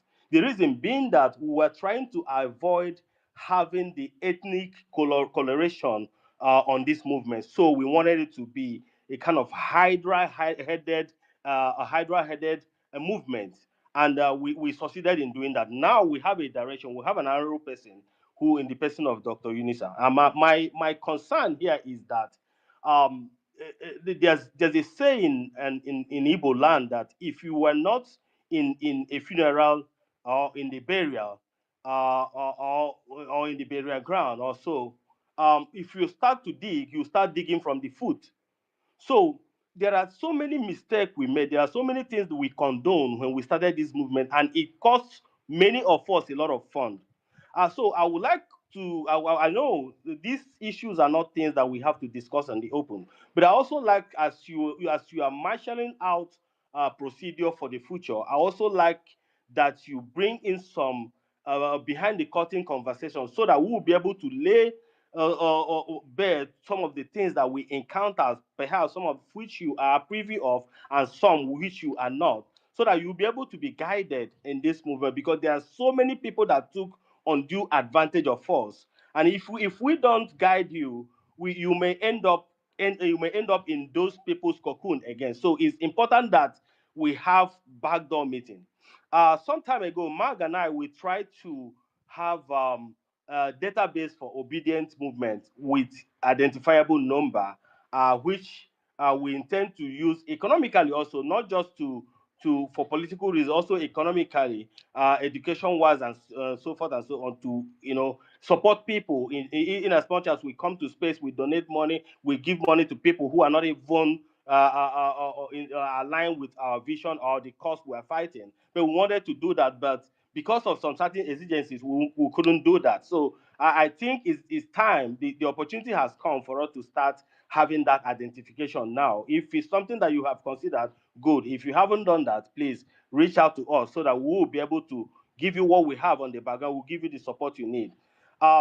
Finally, there's a trend in Nigeria now, and that trend is that there are few guys who have monopolized the system, and they are capturing the younger ones. You're not oblivious of what is happening on the cyberspace today, where somebody will throw money and say this issue that money is water. I was appalled for a few days ago when I was walking. I came back from United States. I was walking around to greet my kinsmen, and I think I said this some time ago, and I saw some little boys at the age of 6 to 8.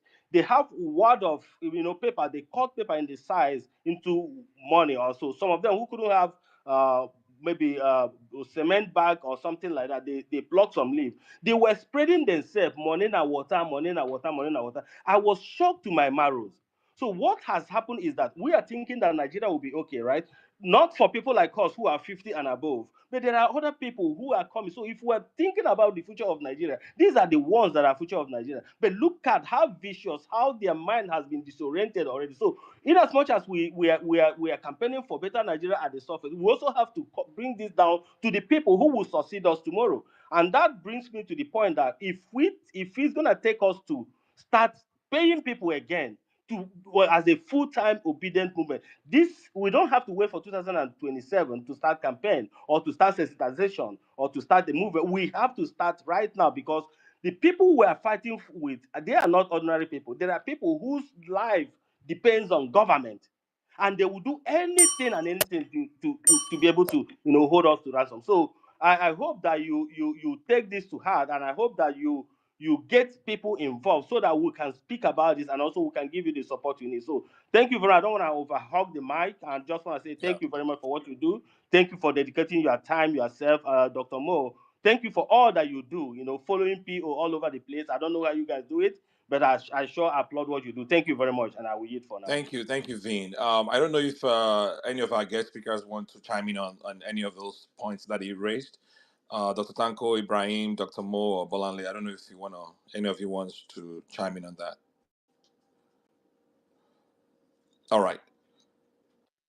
Okay, Okay. let me quickly Mhm. respond.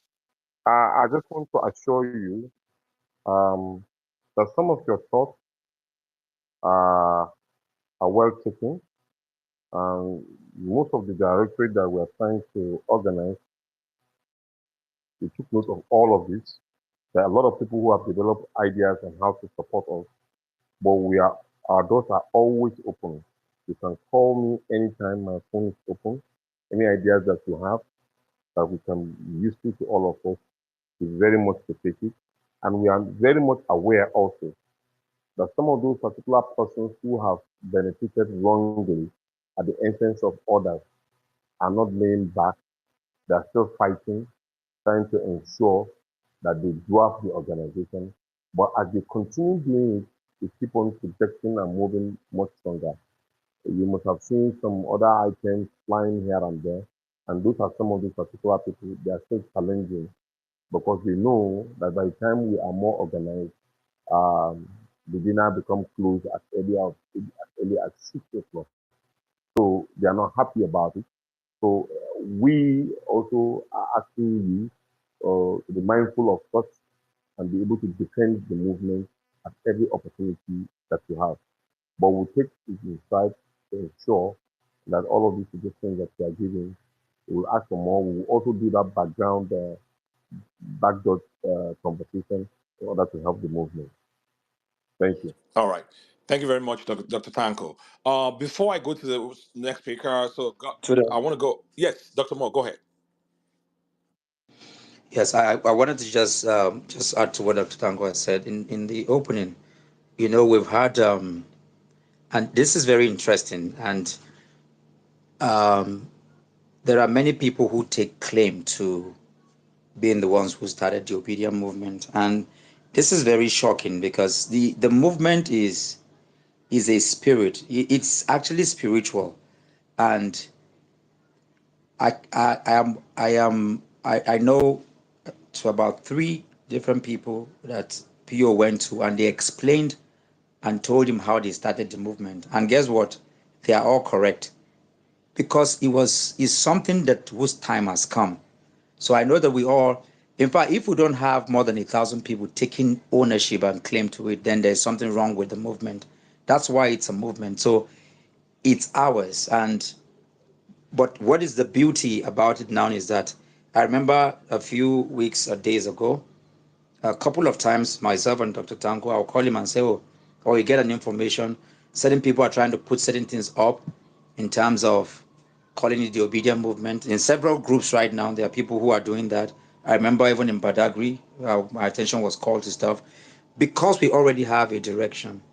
How it started, those who took advantage of it, whether in terms of emotions, financial, whatever they did. I mean, we have a lot of people in the National Assembly right now.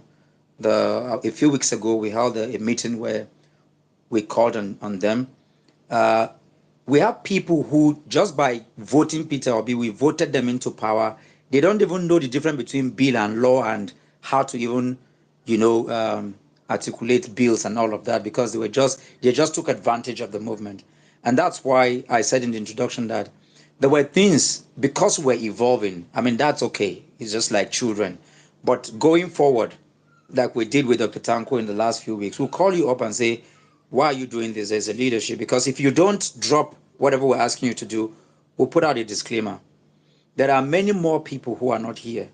And like I said, those of us on X who are probably just, I don't know if we're up to just even 1% of the obedient movement. We have 6 million plus that voted. Mr. Peter Obi has been everywhere he's been to around the world. They're all obedient. Nigerians are all over the world. I'm also saying this so that we can understand that we are much more than we can never gather in a place. Actually, you can't gather obedient people in one place. It's not possible. So this is also important to, I mean, the things you said, Dr. Tanko has been having, we've been having, there's no any other job that Dr. Tanko does. Oh.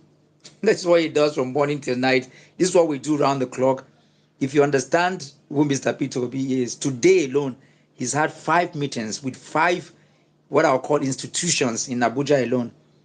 If you're around him, you understand. So what the interventions is doing, what we are doing, the different, consultation that is going on is part of what is happening with the movement. It's much more than we can announce here. And like he rightly alluded to, this is not a place to discuss strategy, but of course, it's important to make certain pointers. And if you're obedient enough, you'll be able to connect the dots. Before now, we have different people who just come up to just hold meetings and be arguing about. All those are not going to happen anymore. Anybody that misbehaved, Dr. Danko will write a disclaimer because we are maturing, we are growing to a place where we are nation builders, and we're going to hold to account, And I also know that part of why we're holding this meeting is that the divisiveness of narrative where people take to heal. There is nothing like Yoruba obedient or Igbo obedient. Anybody that has anything like that, you are actually an enemy of the obedient movement. And that's how you know those who are not obedient. Once you go out of the ethos, out of the principles, out of the ideology that we've outlined, you're not an obedient. It doesn't matter whether you have been carrying the obedient helmet on your head all your life. You are not part of the obedient. It's just the same way you can be the president of Nigeria, but you are not a Nigerian. You can be a governor, but you are a criminal. Because Nigeria has a creed. It's enshrined in the national anthem, in the coat of arms, in who we are as a people. If you can seize power, so you can take advantage of the obedient movement, but you are not an obedient like a lot of people do. All the people who go about. Now, let me even say this. There are lots of people who are voting for Peter Obi who think that because they are from the same ethnic group with him, they are not obedient because they are not any different from maybe northerners who voted for Buhari because Buhari is a northerner.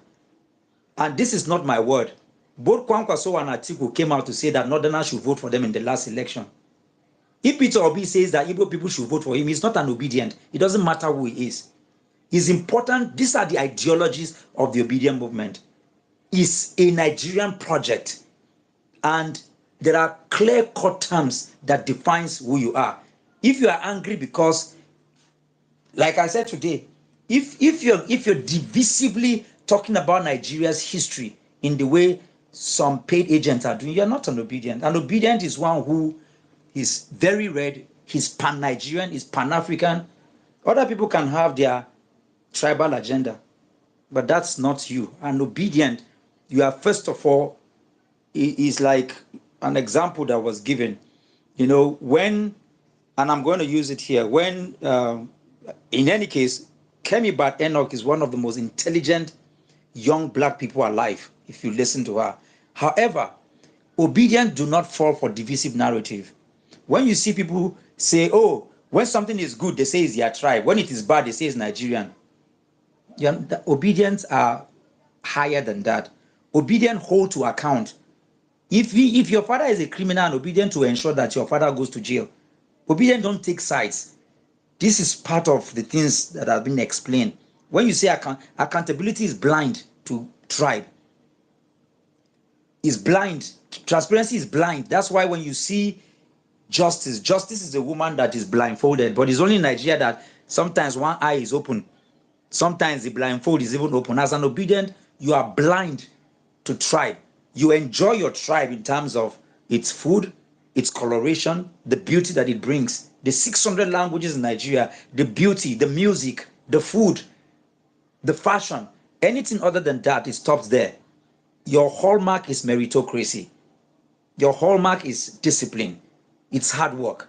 This is who we are. Just reiteration. All those with this divisive narrative. Because we have some people who, because they think that they are Igbo people, you're not an obedient, and you don't support Mr. Peter Obi. You are not. You are not. Dele Farotimi was crying because he said people obedient came for him. The spirit of obedience was activated. The spirit of obedience does not respect whether you are Muslim or Christian, does not respect whether you are Yoruba, Igbo, Hausa, Bagi. Doesn't. What it respects is the ethos of the creed that we've explained. So this is how you know. Anybody going and saying he's obedient, disobedient is not an obedient. That's how we pick them out. Any divisive agent is not an obedient. Our creed is clear. The standard is clear. Whoever goes out in line, you are not an obedient. Just a reiteration. All right. Thank you very much, Dr. Mo. Thank you. Well said. Mag, please jump in before we go to before we take other speakers that may have questions or any thoughts on the topic of the space. Mag, are you there? Please jump Yeah, in. yeah, I'm here. Can you hear Yes, I me? can hear you now. Oh, okay. Sorry. I don't know what's going on. I've been having a little bit of network issue, man. Dr. Tanko, thank you for that wonderful submission. Dr. Mo, as well. Um, Ibrahim, Antibolanle, and every one of you here. I really appreciate you guys. And you guys gave a very, very powerful submission concerning the reason we're here. I really appreciate that. You know, the bottom line is we are all well-meaning Nigerian. So we need to also have that in mind. That is the reason why we want a better Nigeria. You know, so thank you all. I would want us to quickly get to the speakers so that we can hear from them as well. MOS, Chief MOS has been here the Oh, longest. okay. So I would like us to yield to him his thoughts and then We we go go from there. from So okay, there. let's how about we create an So order real quick. Tudo, if you don't Yeah, mind, absolutely. So let's just create an yeah, order real Chief quick. So MOS, after he goes, God's will also has been here for a while. He's gonna go, and then Innocent, especially Innocent. I've been seeing your comments, and I think you have some interesting thoughts. So I would also like to hear from you as well. So yeah, let's just go in that order. Then I will bring in. I don't know if Fair also wants to chime in. Colade, I see you. Welcome to the space, and then Prince as well. All right, let's just go in that order. So, Chief MOS, please jump in. Oh wow, he's not even in the speaker yet. Hang on, let's see. Okay, Can everybody hear me? Hang on, God's will. Hang on a second. I'm trying to bring up Chief MOS. Chief MOS, are you here? Hello, good evening. Oh, I Will can it be see him my on my turn? side as a he's here speaker. now. He's here now. Go ahead. Go ahead. Welcome. Is he speaking? Mark, can you hear him? I can't hear him. Yeah, I I can don't hear him think with he that. is.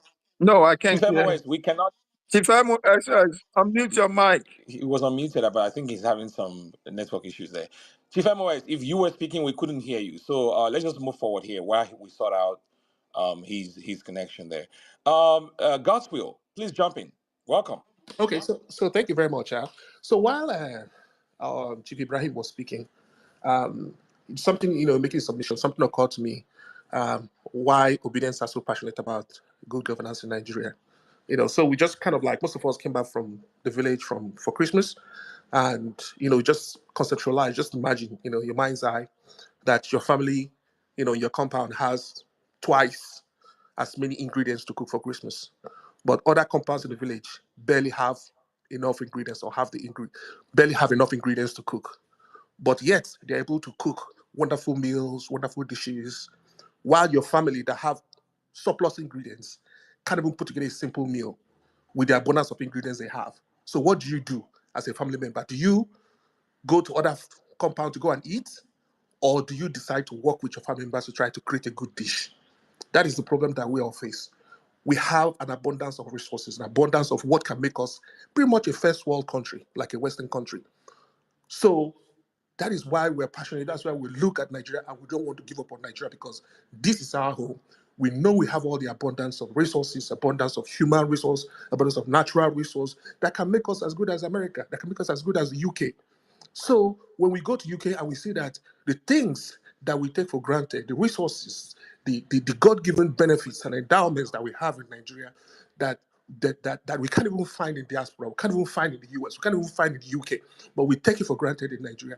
And we stay in diaspora and we're wondering, how can we decide to give up on Nigeria when we have so much abundance? Meanwhile, we have only just a few cooks, that person in the family member that in the family compound that is always screwing things up, screwing the dish, boiling things, and making sure that the meal comes out tasteless. We have to figure out how to put the right cooks in place in our compound so that they can make a good meal. So that's just what I was thinking about when Ibrahim was making his submission. So talking about obedience, my idea about being obedient is about being decent, about being a decent person. P2B is an epitome of decency. And let's be honest. Decency is not a zero-sum game. It doesn't mean that I have to win for you to lose, or you have to lose for me to win. Everybody wins. Okay? And I can understand why P2B is decent. Because the whole world is polarized. We're a polarized country. Division among tribal lines, division among languages, division among religious lines. So the only way you can foster that understanding is by showing kindness, respect, tolerance. Because at the end of the day, we have to begin to bridge, if we have to thrive as a country, we have to begin to bridge the different opinions and cultures and beliefs. Because this sense tend to encourage dialogue, rather than conflict. Because you help people empathize with others with that perspective. And moreover, it allows you to create, to reduce the tension, to lower the tension, okay, among our divisions, okay, because isolation and animosity can completely destroy a country, realistically. So if you're decent, we see a social by 1 plus 1 will be greater than 2, because 2 heads are always better than 1. More people putting their efforts together could build a better society than just one individual or a few individuals can create. When you look at it in finance, we call it diversification. Okay, when you diversify your portfolio, that's when you add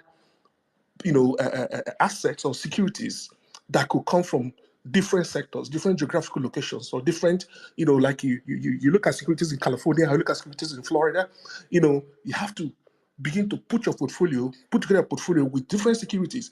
If you have to focus on just the ones in California, guess what? California is burning. That means that your asset will now become junk because all your basket was you put your basket, the whole basket is in California. That's why it's good to diversify across geographical locations, across tribal lines, across religious lines, so that way you can have, because the more you diversify your asset, the more you diversify your portfolio, the more you diversify the risk.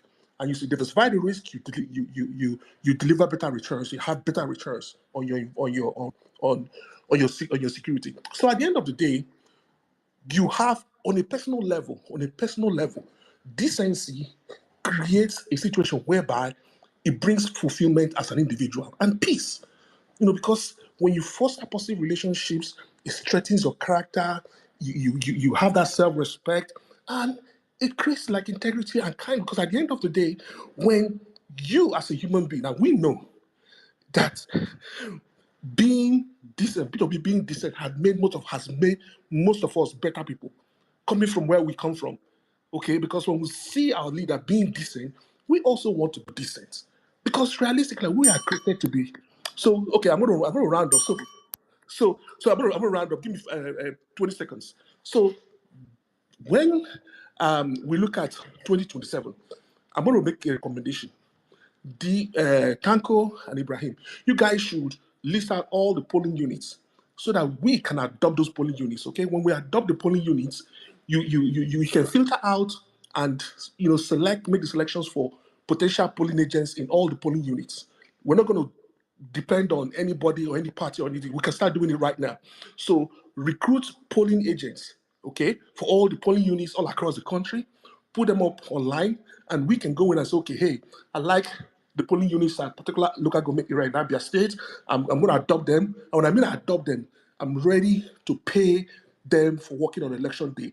Whether they are getting 5,000 naira or 10,000 naira from politicians, we are willing to pay them just for working on election day. We're willing to pay them up to 50,000 naira. Okay, we can start making arrangements now. As long as they go through some particular training program, you guys now put them through a training, the polling agents, potential polling agents that you recruit now. Put them through a training program where they understand their roles, understand responsibilities, understand what they need to do, understand all the contingencies that you have to put in place during election day. And we can now fund their salary on All election right. day. So that's what I'm thinking. Thank you, Gospel. Well said. Thank you for those ideas, and I think those basically go along with some of the thoughts some people have. Majority of Nigerians have. I'm going to bring in Innocent now. You are talking about the problem we have is not really galvanizing the people and getting the people to go out. The issue is the integrity of the voting process itself and the systemic issues that we have with INEC. Innocent, jumping. Innocent. Okay. I don't think he's ready. Innocent is not ready, so let us move forward here. Hello. Oh, hello. Who's that? Yeah. Good evening. My greetings to Sorry, Dr. who is Yunus speaking? Atanko. Hi, Tudo, can you hear me? Hello. Yeah, I can hear you, Lamin. I'm the one speaking. Uh oh. Okay, so I was just going to mention that please, it would be nice for us to keep it Yeah. short because I'm trying to bring a lot of people up and Hmm. I can't because the speaker section is full. So please just try and keep it short Well said. Yeah. That's why I and said three, direct. 4 minutes Thank max. you. So I wanted to bring in Innocent. Are you there? Innocent Chuku Dubem. No. All right. Yes, I'm here, but let's give All another right. person Great, because great. I'm Thank you. driving Thank so that you. I All can. right. Chief MOS. Are you back? I'm back. All right. Thank you. Welcome. Welcome, please. My pleasure. My pleasure to all the obedience in the house. I sincerely appreciate Dr. Mo, Dr. Yunus Atanko, and others. My questions will go directly to Dr. Yunus Atanko. We need to look into how we're going to build a formidable strength, physical structure across the federation for the obedient movement. We must not relent or rely on just the social media aspect. We must have our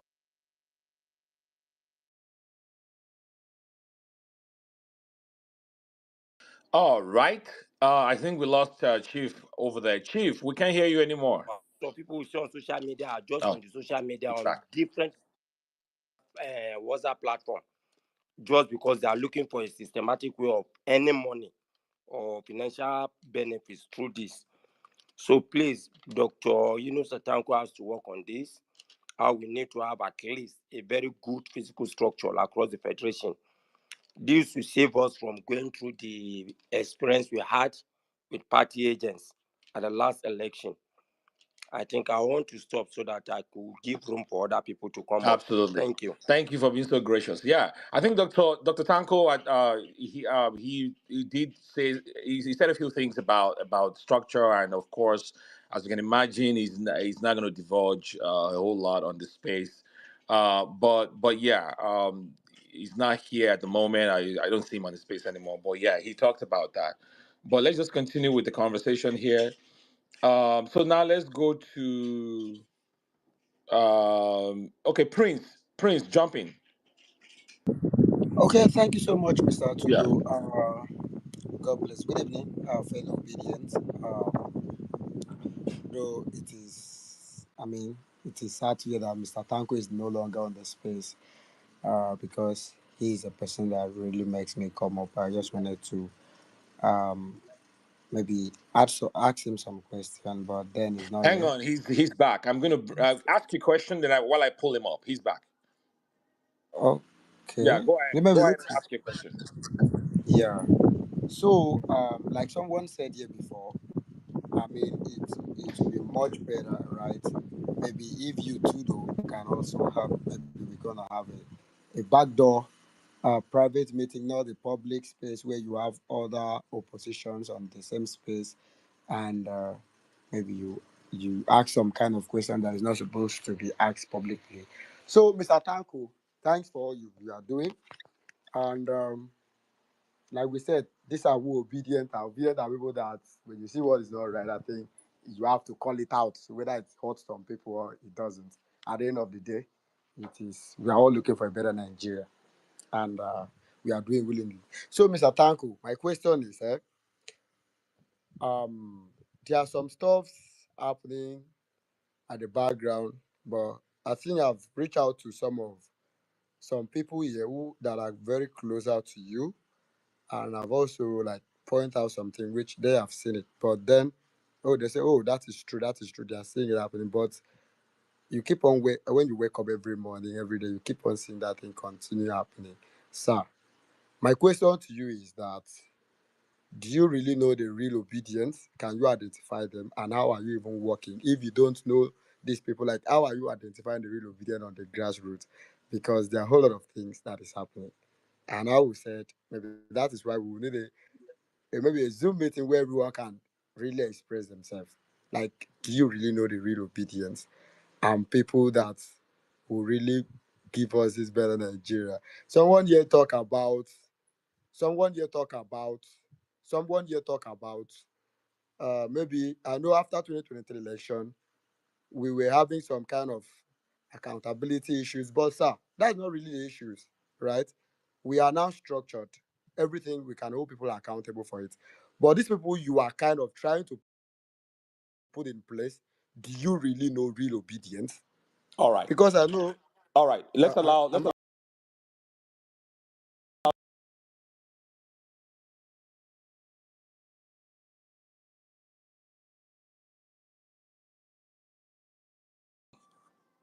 Yeah, I'm here. I'm listening to him. He was asking me whether I know the real obedience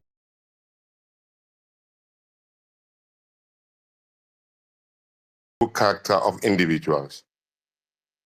We just mentioned the 5 C's as part of the creed and part of the request for a person who believes in obedience, who believes that a Nigeria can be better, who believes that he's ready to be transparent and be presentable with credibility.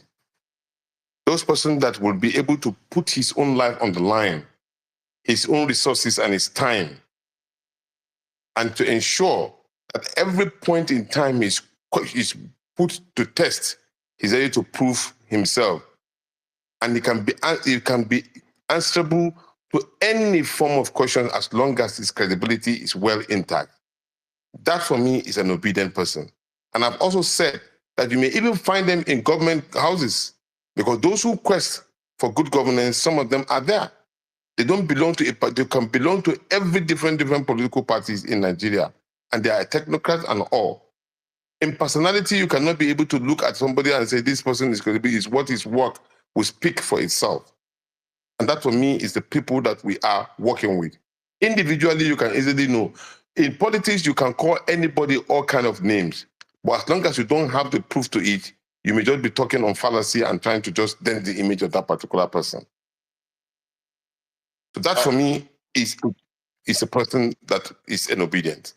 Thank you. Thank you, sir. Thank you very much. All right, let's move forward here. Kolade, welcome. Please jump in.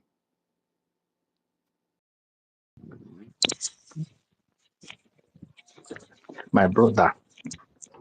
Welcome, Alpha. Yeah, I did. I greet everyone. I see my gas, Big Mac. I greet you. Uh, the big guys are here. I greet everyone. Oga Ibrahim, Sister B. I greet you. And Dr. Tanko. I greet everyone. I greet you. I greet you. Okay, Dr. Mo is down. I came up here because of Dr. Mo, my Oga. So this is it for me. Just a question. Mm. I'm happy we are making headway. Mm. And for some of us, we understand the place of structure, the place of protocol in the things we do. Since we have a Kolade, Dr. structure, we Mo, Dr. know, Mo is back. Dr. Mo is here. yes, since we have a structure, we know what to do. And that is why few people know I come to them to ask them if I need to clarify things. But this is the Dr. Mo and um, Dr. Tanko. Please, is there a room for in quotes, because I'm looking at our demography and I know that we have different people of different age and of different level of reasoning and the way we, so do we have something to like get people who wants to be obedient and like tutor them or mentor them or teach them, or you get it, do we have a room for such people? That is why, so that we can clarify that before people start running to say some people are not obedient, some are obedient, and things like that. Thank you. Fair question. I don't know, Dr. Mo or Dr. Tanko, do you want to respond to that real quick? Well, it's the reason for conversations like this. And I'm happy that we have, I don't know, I think I saw those under the handle of the PO Obedient Media. It's one of the handles that was also created where we would be hosting spaces for mentorship and also, Tudor and some Bolanlian people who will constantly, now that we are in the next, like I said, not to preempt things because this was on the instance of certain narratives that are created, and we're here to debunk them and to also share clarity on where we should be, where we should go, how we should go, and what we should, be doing. There'll be a mentorship class where, we're going to be, because Pio even spoke about it even yesterday, where he talked about sharing our political ideology, his political ideology, the obedient political ideology, and also talking about political education. These are two different things that we need to spend time to teach our people, because we are still in an evolutionary stage. Even for some of the things and questions that have been posed to Dr. Tanko, we're all evolving together and growing together. So, yes, we're going to create more rooms where people will be able to come, be mentored, ask questions, and where we can, for example, we can teach people.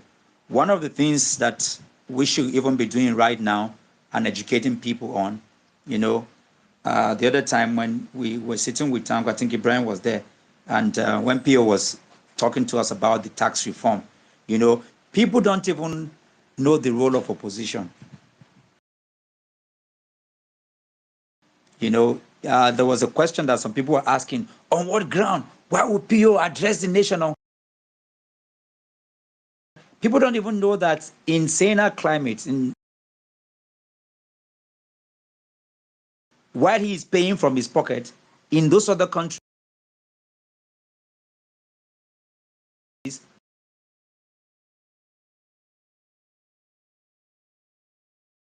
also looking at where our country is failing. This is part of political education.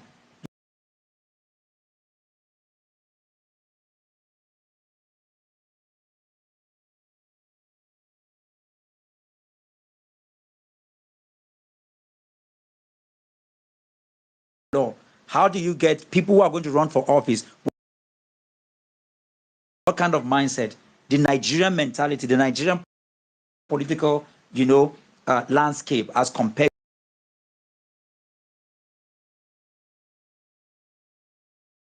And this is why even this year, Mr. Peter is going to spend some time not just traveling with just a few of us, but we're also going to be nominating people that is going to be traveling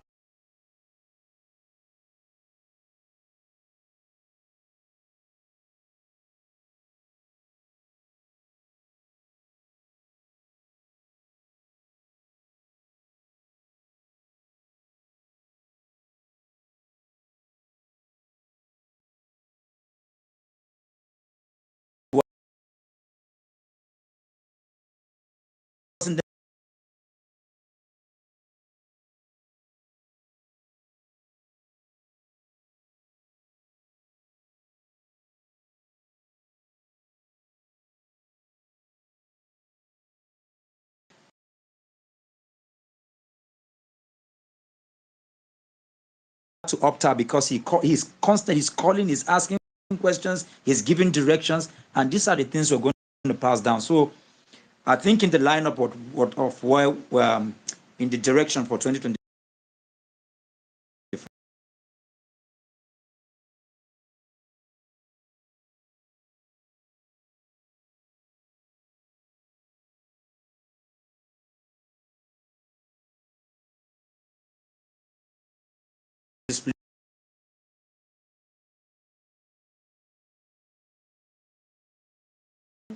for example, for some people, what nonsense is he talking about? You just want to fight, you want to insult. We're not going to have room for that. We want dogged people who will sit down, listen to lectures, then go say, "Nah, data." We have music. We have these things are not first world order stuff. What makes a first world order country is engineering, is science, and those things are not. You won't find any, and because it will take people who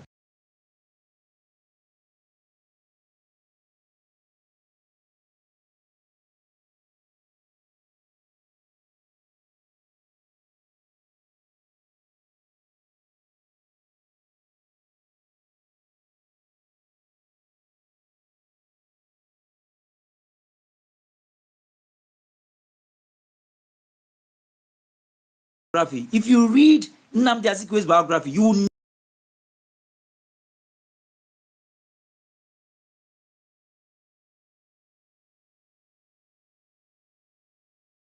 community or any northern community. In all the Igbo states, is it a Yoruba people that is leading them? Or is there an Igbo governor leading anybody in any Yoruba state?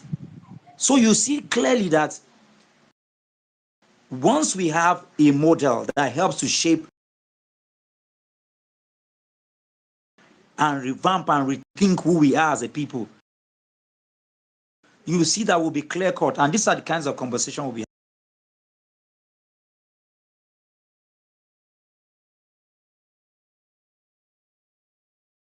It's next.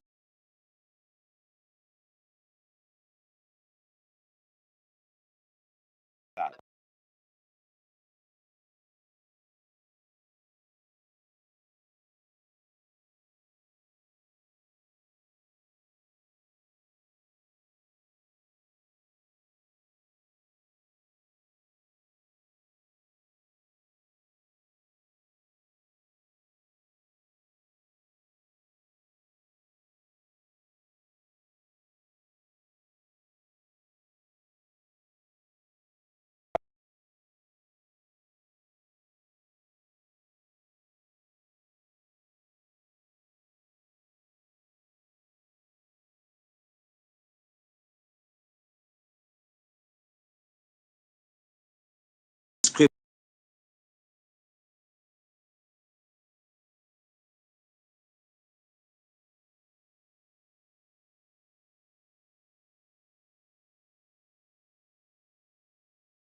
We're going to do things. If you look at the 2025, the crossover, the first few hours of the 2025, it's the kind of thing you can play on CNN.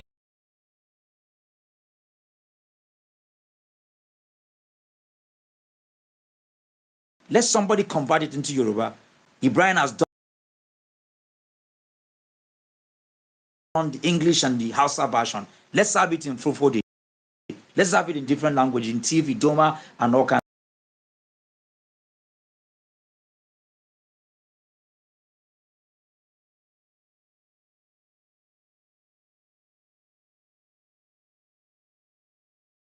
Someone sent me a DM because he has a very terrible network. So he has a question for Dr. Tonko. He said,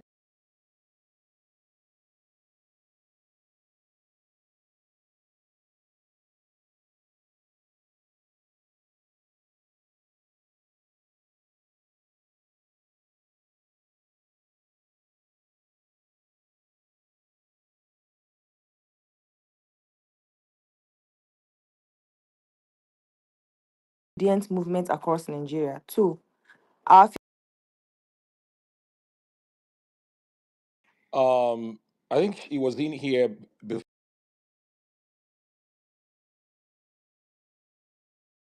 before. I think he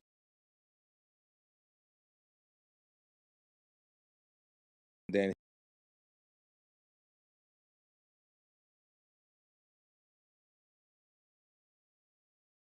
like whatever government agency, whatever ministry, whatever, in the UK they have shadow government where you can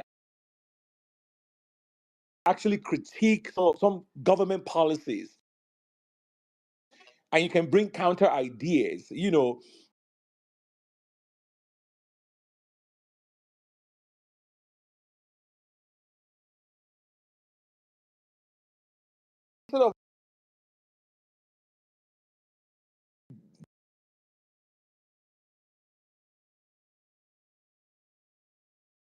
it's time to change the discourse itself and to elevate the discourse. And I think this is what it's all about, and I'm excited.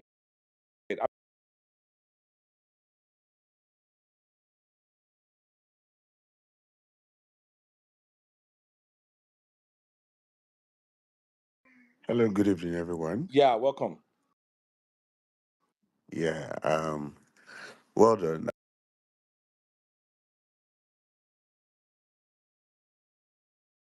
I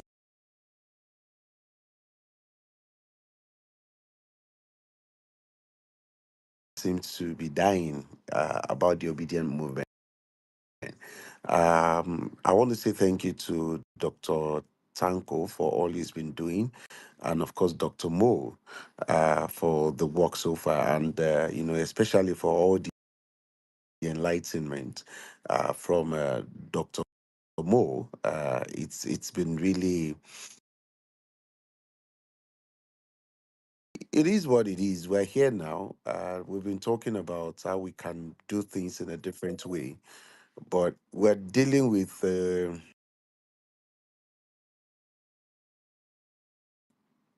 actually is a set of people who are who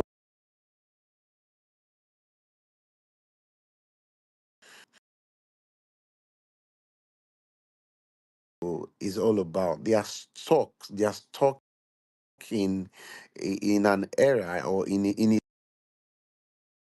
space where they just don't understand what it is we're doing. Listening to this space so far, I was thinking that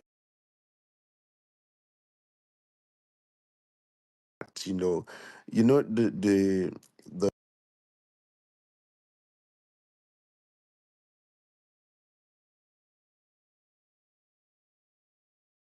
feet, most of us that are here now,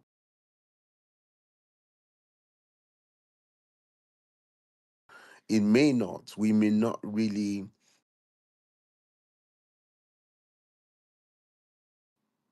be the direct beneficiary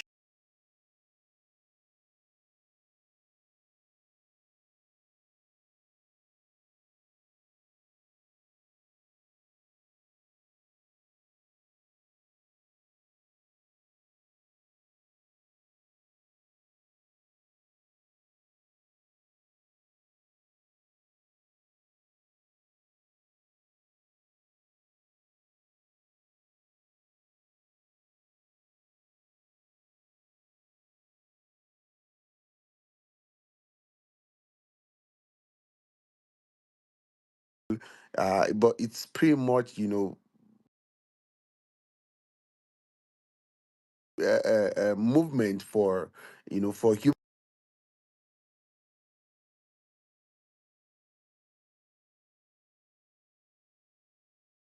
situation of the country. It is the obedient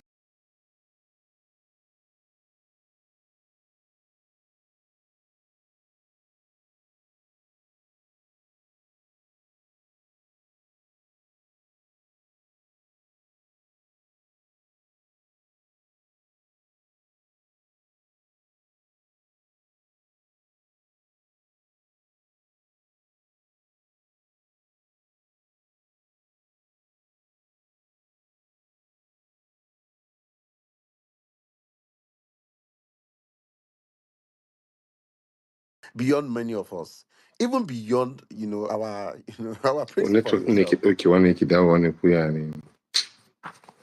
Uh,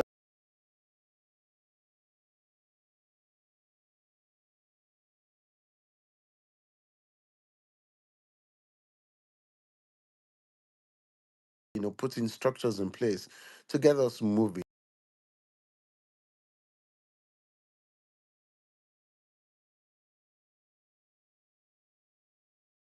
Uh,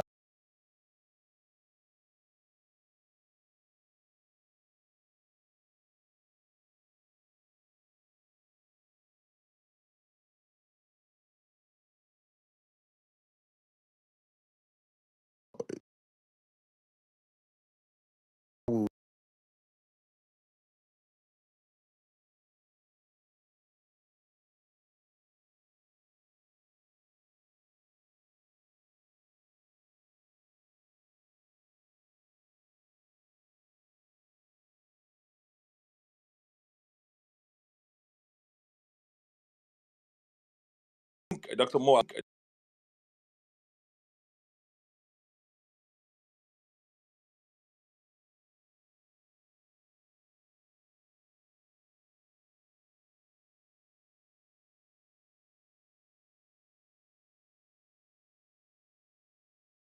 groups and people trying to speak for the movement. I think there's a lot of good that will come with that. So please, guys, look forward to that. It's gonna be amazing. All right, let's move forward here. So, Hillary, I see your hand. Do you have any? If you have any questions for our guest speakers, or you have any thoughts on the conversation? Yeah, thank you. Thank you, Dr. Mo and Dr. Tanko. Thanks a lot for the opportunity. I have a few questions. Because I think what happened in the last election really got some of us really bad. And I think it was even bad because some of us were not on ground to at least see it firsthand, at least comfort ourselves for Sorry, be sorry, ourselves Hillary. up to Sorry, an sorry. I'm extent. sorry. I'm really Yeah. sorry. I need to say something real quick. So, guys, please, if we pull you up to the speaker section, please put your hand up. That way, we know that you want to engage or you want to ask a question. Because sometimes people will request the mic, and they will just come up to chill. So just so we know, because there are a lot of people waiting to speak. Otherwise, we might need to drop you. All right. Thank you very much, Hillary. Please go ahead. Okay. The first question that I have to ask is, please, the last election happened. We knew the things that fought against us. We knew the things we fought against.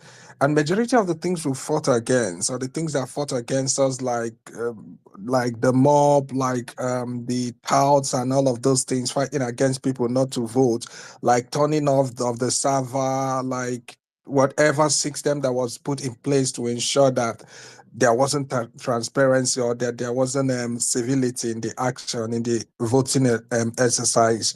Do we have actions in place that ensures this type of things would never happen again? I know it may not be, I may not get the correct answer here because some things are better done in secrecy, but at least giving giving the public the confidence that something is being done about those things is very important, because I foresee a circumstance where people, these other guys have already done whatever they've done and they've already started as well. 2027 is coming and they've started as well. So please, my first question is, are there things that are already on ground? And if there are things that are already on ground, to avert some of those type of things in the next coming election. We also saw that some of those things repeated in Edo State election. We saw that some of those things repeated in the by-elections that we've had so far. Where we had candidates, we had people we supported, but some things sure did happen. Are there things on ground to avert some of those things? That is number one question. Number two question is, don't we think it is time enough we start grassroots movement, start a cell movement for the obedience all around Nigeria? Now there is just a percentage of us who are on Twitter following Dr. Tanko, following Dr. Moss, following His Excellency P2B, that we can relate and say, oh, he has said this or he has not said that. But we do know that there are a majority of people who support P2B who do not have the opportunity to be constantly online. And we have seen from what happened today, 15th of January, we've seen the narrative that people are pushing. So we already know that the battle is started. We already know that we're fixing the war. The battle is started. So is it not time we start up the CES system from the universities, from the local places, and then starting up this CES system, maybe time that we may not even have to have it running down from an order, but every other person put up a unit of obedience to have around you, maybe WhatsApp group or whatever. Just have your own unit, so that from those units, by the time the election is coming, we would have already had people that we can pick up and say these are people who can work as polling unit agent or whatever. That is my second question. Then the last question I want to say is like, is bit by like okay, I'll leave the last question, but please, can I get answers to this thing? And if there are answers to these things, Mhm. can these answers be passed across All right. So you're to talking the about rest of the obedient? grassroots movement structure, and then what was the other one? The other one are there things that are being done to avert the things we experienced in the last Okay, in the last election election? cycle. So some of the systemic challenges that we face. All right, great. I don't know if Dr. Tanko or Dr. Moore wants to speak to any of those.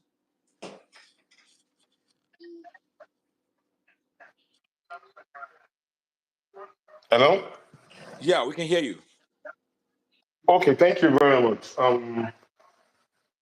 Quickly,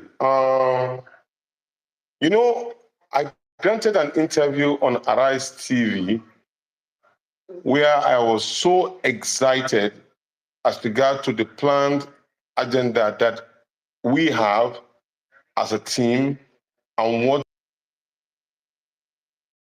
how we intend to execute them. Probably my excitement was overflowing to a point where those who are not really interested in this particular movie or feel that certain things must be done their way, went to the street and probably tried to mimic what I was saying. And that, of course, must have resulted to some of the things that they've been able to do, trying to emulate what we have in plan. So I'm now being careful, but I want to assure you that most of the things that we're trying to put up in the next few weeks, or with your help, of course, will be an interesting one where everybody have to come to play in that regard as form of their strategy to answer the question on how to build this structure. Remember, we've had experience as leaders of political parties.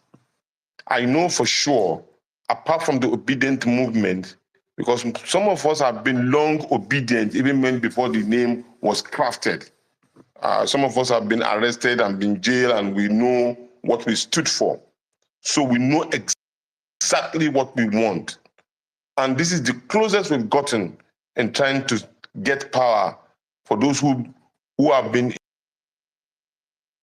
So therefore, we have put in place, and which I said we are going to let everybody know very soon, how we intend to build those structures and to ensure that they are waterproof as regard to the kind of caliber of persons who will stand in for us as possible agents or people that will work diligently at each of the polling units constantly. And of course, like I said, by the time we finish and you are all in line with us, you will be part of that particular structure building. I'm more than excited from the meeting that I have yesterday night with His Excellency Peter Obi as regard to our planned action. But let us consummate it and put it online for action so that we will not be speaking to it at the moment. But it is something that all of us have to work with by the time we publicize it to everybody so that everybody will key it into it. You see, majorly, one of the problems we have is that people don't develop the idea of making a strategy work. Rather, what they always wanted to say that my own strategy is better than your own. But the thing is this, as long as we all agree that we need to cover all of that 176,000 polling units, which is the maximum target that we have, then we can all achieve it within the next few months. And it's going to be backed up by data, and it's going to be easy for everybody to access. And then by the time everybody has that particular link to himself or herself, you'll be able to mobilize more so that we can triple the effect of what we have. So I'm just appealing to you to be patient with us within the week. We will have finished what we want to do, and then we'll let you know accordingly. All we need you to do is to key into it and support on how to make it work for all of us. Thank you. Thank you, Dr. Tanko. Thank you very much. Mag, are you there? You've been having some network issues there. I'm here. All right, I just want to check on your pulse real quick. Tudo, can you hear me? I can hear you. I can hear you. Can you hear me? Hello, Tudo. Okay, clearly you cannot hear me. Yeah, all right. Tudo, can you So hear me? I can hear you, but I'm not sure you can hear me. So I'm going to drop Judah, you. I can't hear you. Yeah, that's what I thought. So I'm going to drop you and bring you back. All right, let's move forward here. Thank you guys for joining the conversation. It's been amazing so far. I also appreciate our guest speakers, Dr. Tanko, Ibrahim, Dr. Mo, what's Bolanle, she was in here earlier. So we're going to continue for now, and then to the extent that our guest speakers have the time to still remain with us, and then we'll try to get a lot of questions in as much as we can. Somebody wrote here that they're excited for the space and they're looking forward to more spaces like this, more conversations like this to help maintain the momentum and to continue to help galvanize the people and the movement. So I just wanted to read that out. So, guys, please look forward to more conversations like this as it has already been announced. Cute mom, you are next. Trudeau, Yes, let me add to the question. absolutely. Please Yes, go sorry, ahead. just Yeah, sure, sure. there is because he also just add to what Dr. Tango said, and it's something that we all should be engaged with. Sometimes if we don't do this education, the burden of the work is going to be left with just a few people, and they'll be breaking down doing the work. He asked a question about some of the ordeals that we faced in the last election. How what we're doing. We also, I don't know if you're here and you're an obedient. You through your vote, we have about 48 from House of Rep member, senators, and State House of Assembly. About approximately 50 of them in the House. Do you know who they are? Do you know their names? Do you have their number? Do you call them?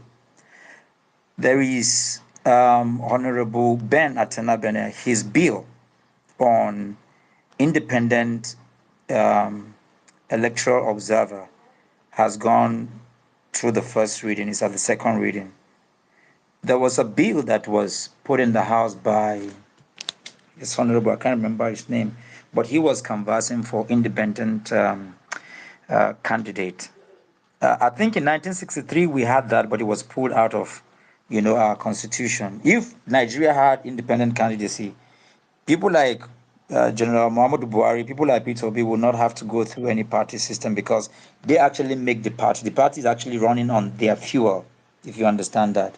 Now, the bill was struck out at the second reading because for a bill to go through, there are conversations that needs to be heard on social media, on press conferences. Some people need to go into the house, but we're not, our people do not, we don't even know that we're supposed to engage with this. Even when you carry out protests, these are the kinds of things. Bola Ahmed Tinubu is not our problem. Right now, our problem is Akpabio and those monsters that are there. Even if they want to do the bidding of Bola Ahmed Tinubu, if we go and block them in that house and do a right protest, Nigerian people will support us. They will not do the nonsense they are doing. Like when they go into the house and be singing on a mandate, they will not pass that gate and come out. These are the things that even the police and the people, they will join us because that is what Nigeria is, rather than just, and that's why I'm saying that there is so much. And I don't know, because I know that that bill for, and I'll need to explain it because if you look at the US election and other developed countries, if you see what happened in South Africa, server cannot go off because there are other servers too. Right now, the only independent server we have is the INEC server. So you have other independent group who have been funded by EU and other people, but they are just stealing the money. It's not just the people in power. But you see, if our thinking does not change, if we don't know that we have an obligation, honestly, including those who are insulting, if they know what we are supposed to do, obedience should be the last people seen insulting anybody because our work is so enormous. A bill for independent observer has gone beyond first reading. There's no room that is even discussing it. We should even bring Ben Atana Bennett to come and talk to us about the bill. Ibrahim Abdul Karim was there when we paid. I mean, and I'm saying it because personally, I spent a lot of money to ensure that we had that meeting at the Merit House in Abuja where we brought one of the things that led to that nearly wanted to burn down the place was that we discovered, I don't want to call his name here, a house of a senator, no, a sitting House of Rep member who has been there for what? For 32 years. The young people flipped because you can imagine a hall that is filled up with just about people under 30, and to know that there's a house member that has been there for 32 years. I mean, it trended for a while, but like Nigeria, other useless issues will just come and sweep up important discourse on electoral reforms, on independent candidacy, on independent observers. If we're going to the court, for example, and there are 2 to 3, because if you watch CNN, for example, you see that people make postulations, and that's why from the different polling booths, there are, if we have big independent observers like INEC, and there are different IREVs that are there, if INEC want, they can switch off their own IREV. If they switch off their own, there are 3, 3, 4 that are there, and there'll be postulations of the results that are there. It will be impossible if they even know that we have 1 or 2 other independent observers who are able to have their network across all the polling booths. They will not even dare to pull down their own area because it will be against them. So, but these are the narrative of conversation that we should be having. We must ensure we know what is happening in the house. Call them by name, follow them up. If they see that on X space we are holding conversation about them and inviting them and talking to them, they will not even misbehave and will not even have the time to be insulting. So, on one part, to your question, yes, that is being done. Negotiation of power is going on. I will not explain that here, but that was something that even our principal in the last election did not do. He's doing that now because election is not just going to vote. Also, the sensitization of we also as a people to be able to take ownership of polling booths. Now we're doing it here. We should have people, since we cannot do, diaspora cannot vote because we're trying to pass bill. Those who are coming, I mean, those are part of the strategies that we're going to talk about. So yes, concisely, something is being done, about that. And regarding the physical meeting, I would dare say that there are more engagement physically than we do on the social media space. And like we said, Dr. Tanko Brown, you are here. You know the way we roll. Mr. Peter Obi, there are sometimes why I don't even want to engage with some of the conversation online is that online is just actually on X.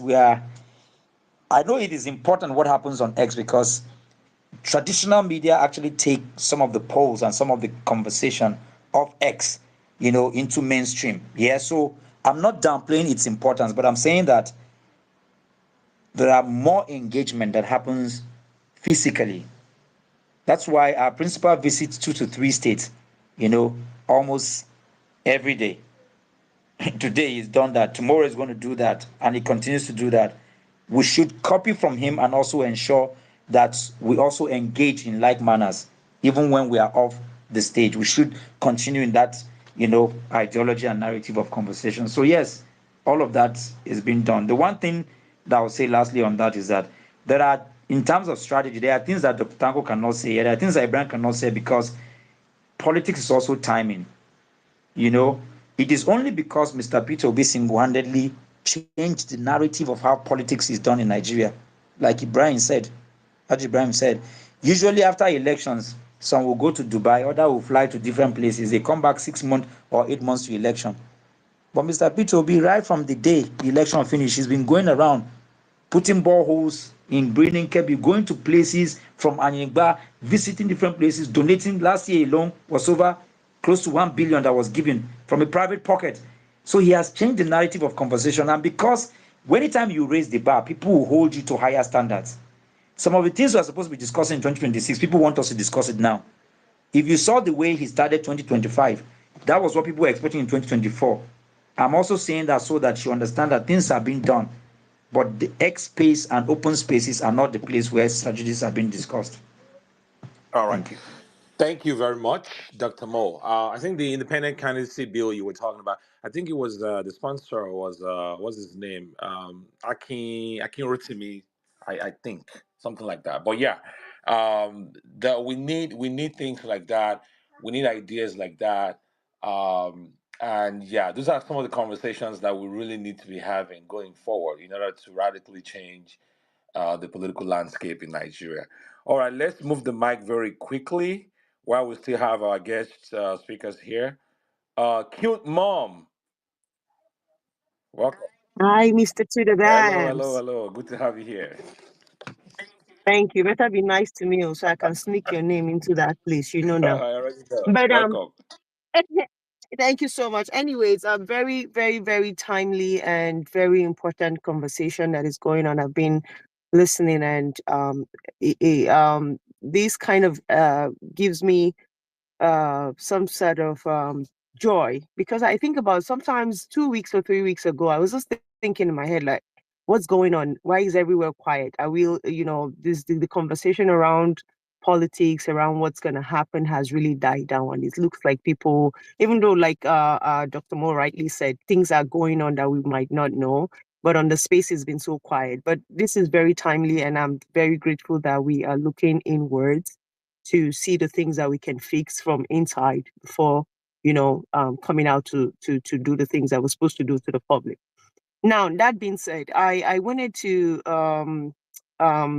use something. I was on a space one time, and somebody said they were laughing at a comment that our principal made. He said he takes advice from a madman. You guys have seen it on the timeline. They throw it around as a conversation, and my thought towards that, and what I said to them on that space was, because they said, oh, and every time Mr. Peter Obi goes back, he still talks to the same madman. And I said, the fact that somebody is considered mad in Nigeria does not mean that they have lost their head. I say this because I grew up in the trenches, right? And I've seen people who smoke and engage into some attitude that will make them like destitute. Doesn't mean that they have lost their head. And I also mentioned to them, I said, that person that he's speaking to, that he called mad, right? The person might be mad to any other person, but he has not lost his head. He might be the one in the corner looking and seeing what is going on and saying, hey, the person that is going into these houses to steal, I can tell you who they are because I'm sitting here as a quote unquote madman and I see what is going on. And I also used my experience growing in the North to give an example to somebody. I said to the person, if you know what it means to be young Ungwa, right, Dr. Moore and Dr. Tanko, you would understand what I'm saying. When you are the really young Ungwa of the area, you know how that rolls.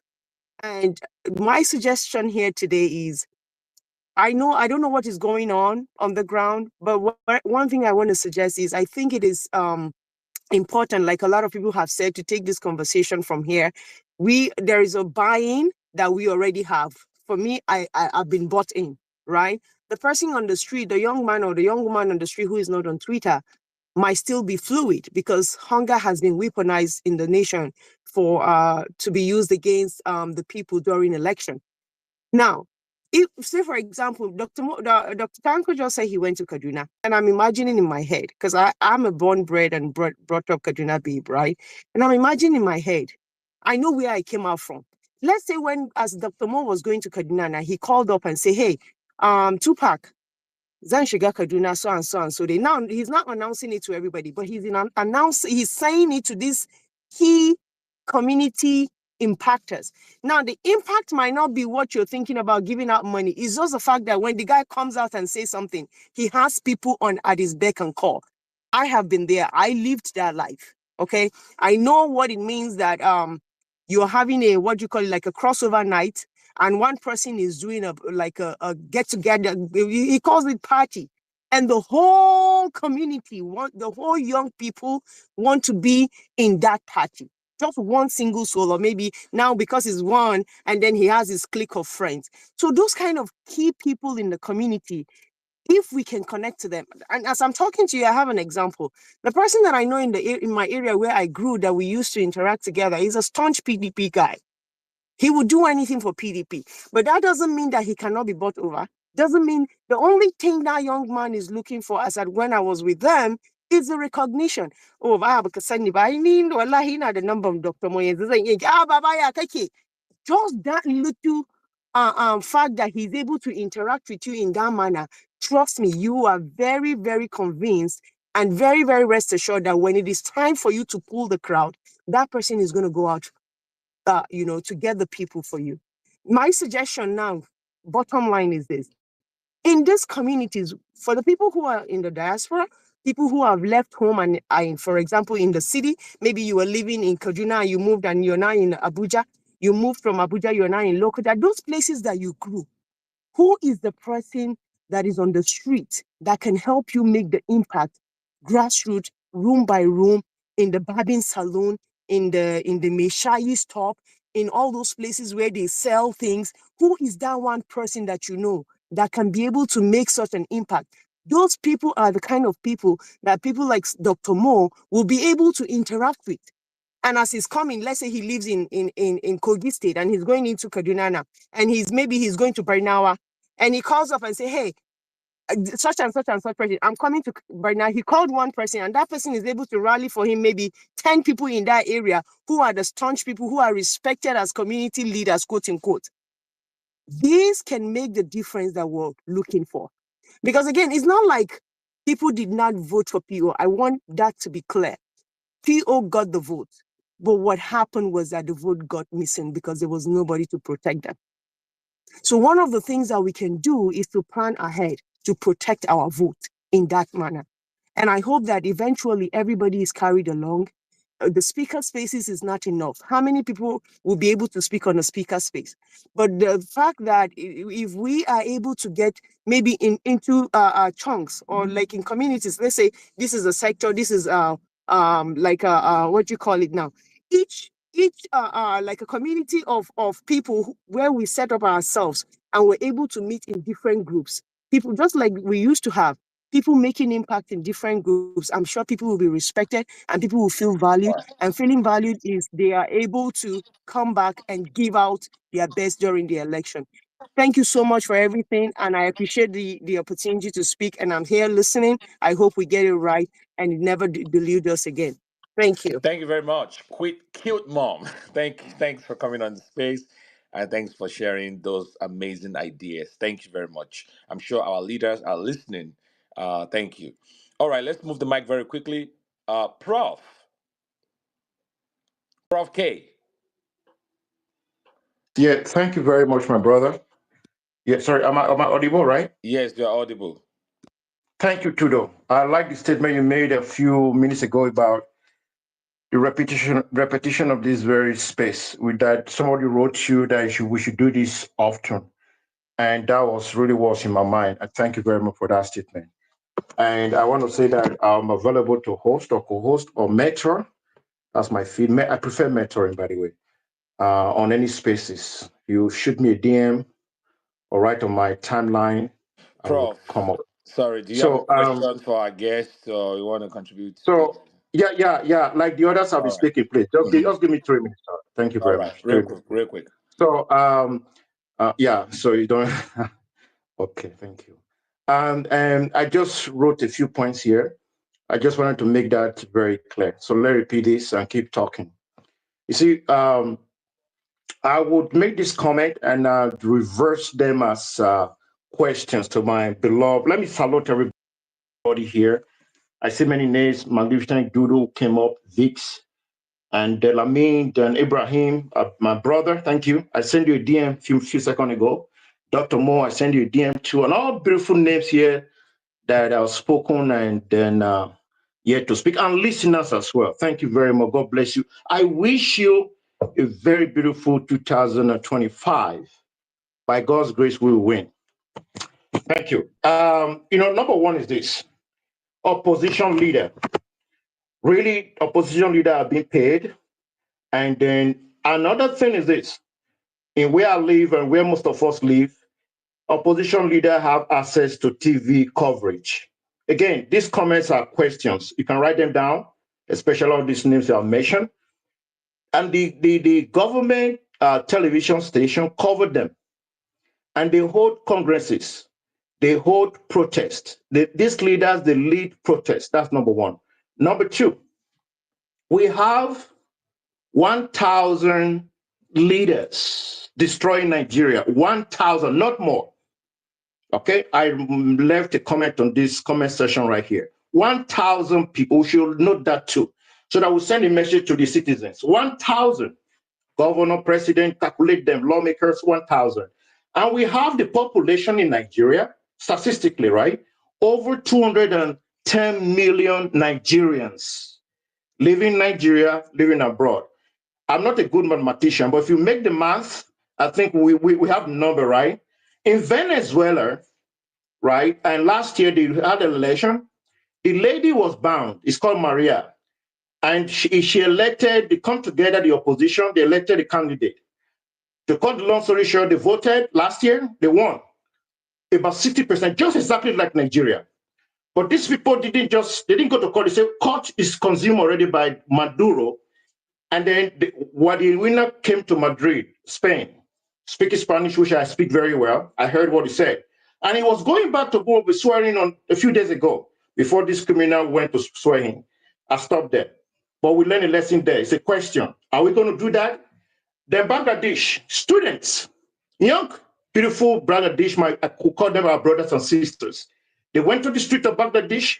They drove that criminal lady who was there for years. They won. About 400 people were killed. Come on. One will die, no problem. But they won. They said, military, back off.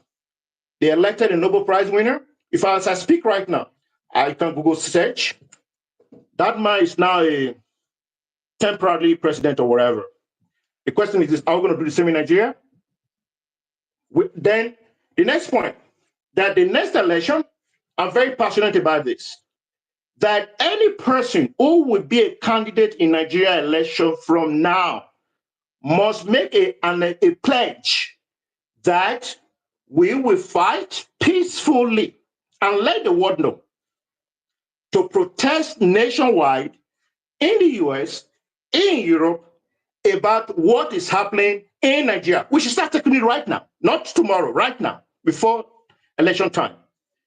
The next few points on that, number two, that the vote, come on, please, just give me time. I just said 3 minutes. I'll be speaking for about 2-3 minutes. Let me just round up, please. Nobody ring bell before, but please, let me just round up. Thank you. So, or if you don't mind, I can go away. I just go away and do all that. So I'm very busy. I'll be here just because I love Nigeria. I love everybody here. So, Prof, you have 2 more minutes. 2 more. Okay, thank you very much. So the next 2 minutes. So please, let's write those things down. Very important. And then the vote must be counted, like somebody mentioned before. How the way Spain is doing it, the way US is doing it, as big these countries are, like US, it was came out the same day. So we have to do an election simplicity. INEC must go. So she release the demand right now, not next 2 years or whatever. We have to demand everything now. As I'm writing up, I wrote a note there. I said, if we come up with unity, Elon Musk, who's helping UK now, who helped the US, is helping Germany now, he will jump on the wagon and maybe make some tweets about Nigeria. You will see what will happen. As I yield the mic, folks, thank you for your labor. If we come together, I don't stigmatize anybody or mark everybody. We come as a team. We are going to win. And the last question that came to my mind is this: how do we destroy their willingness to engage? Like a quote that I'm going to round up with this quote. This quote said, it was made by this man, is dead right now. His name is Napoleon Bonaparte. It's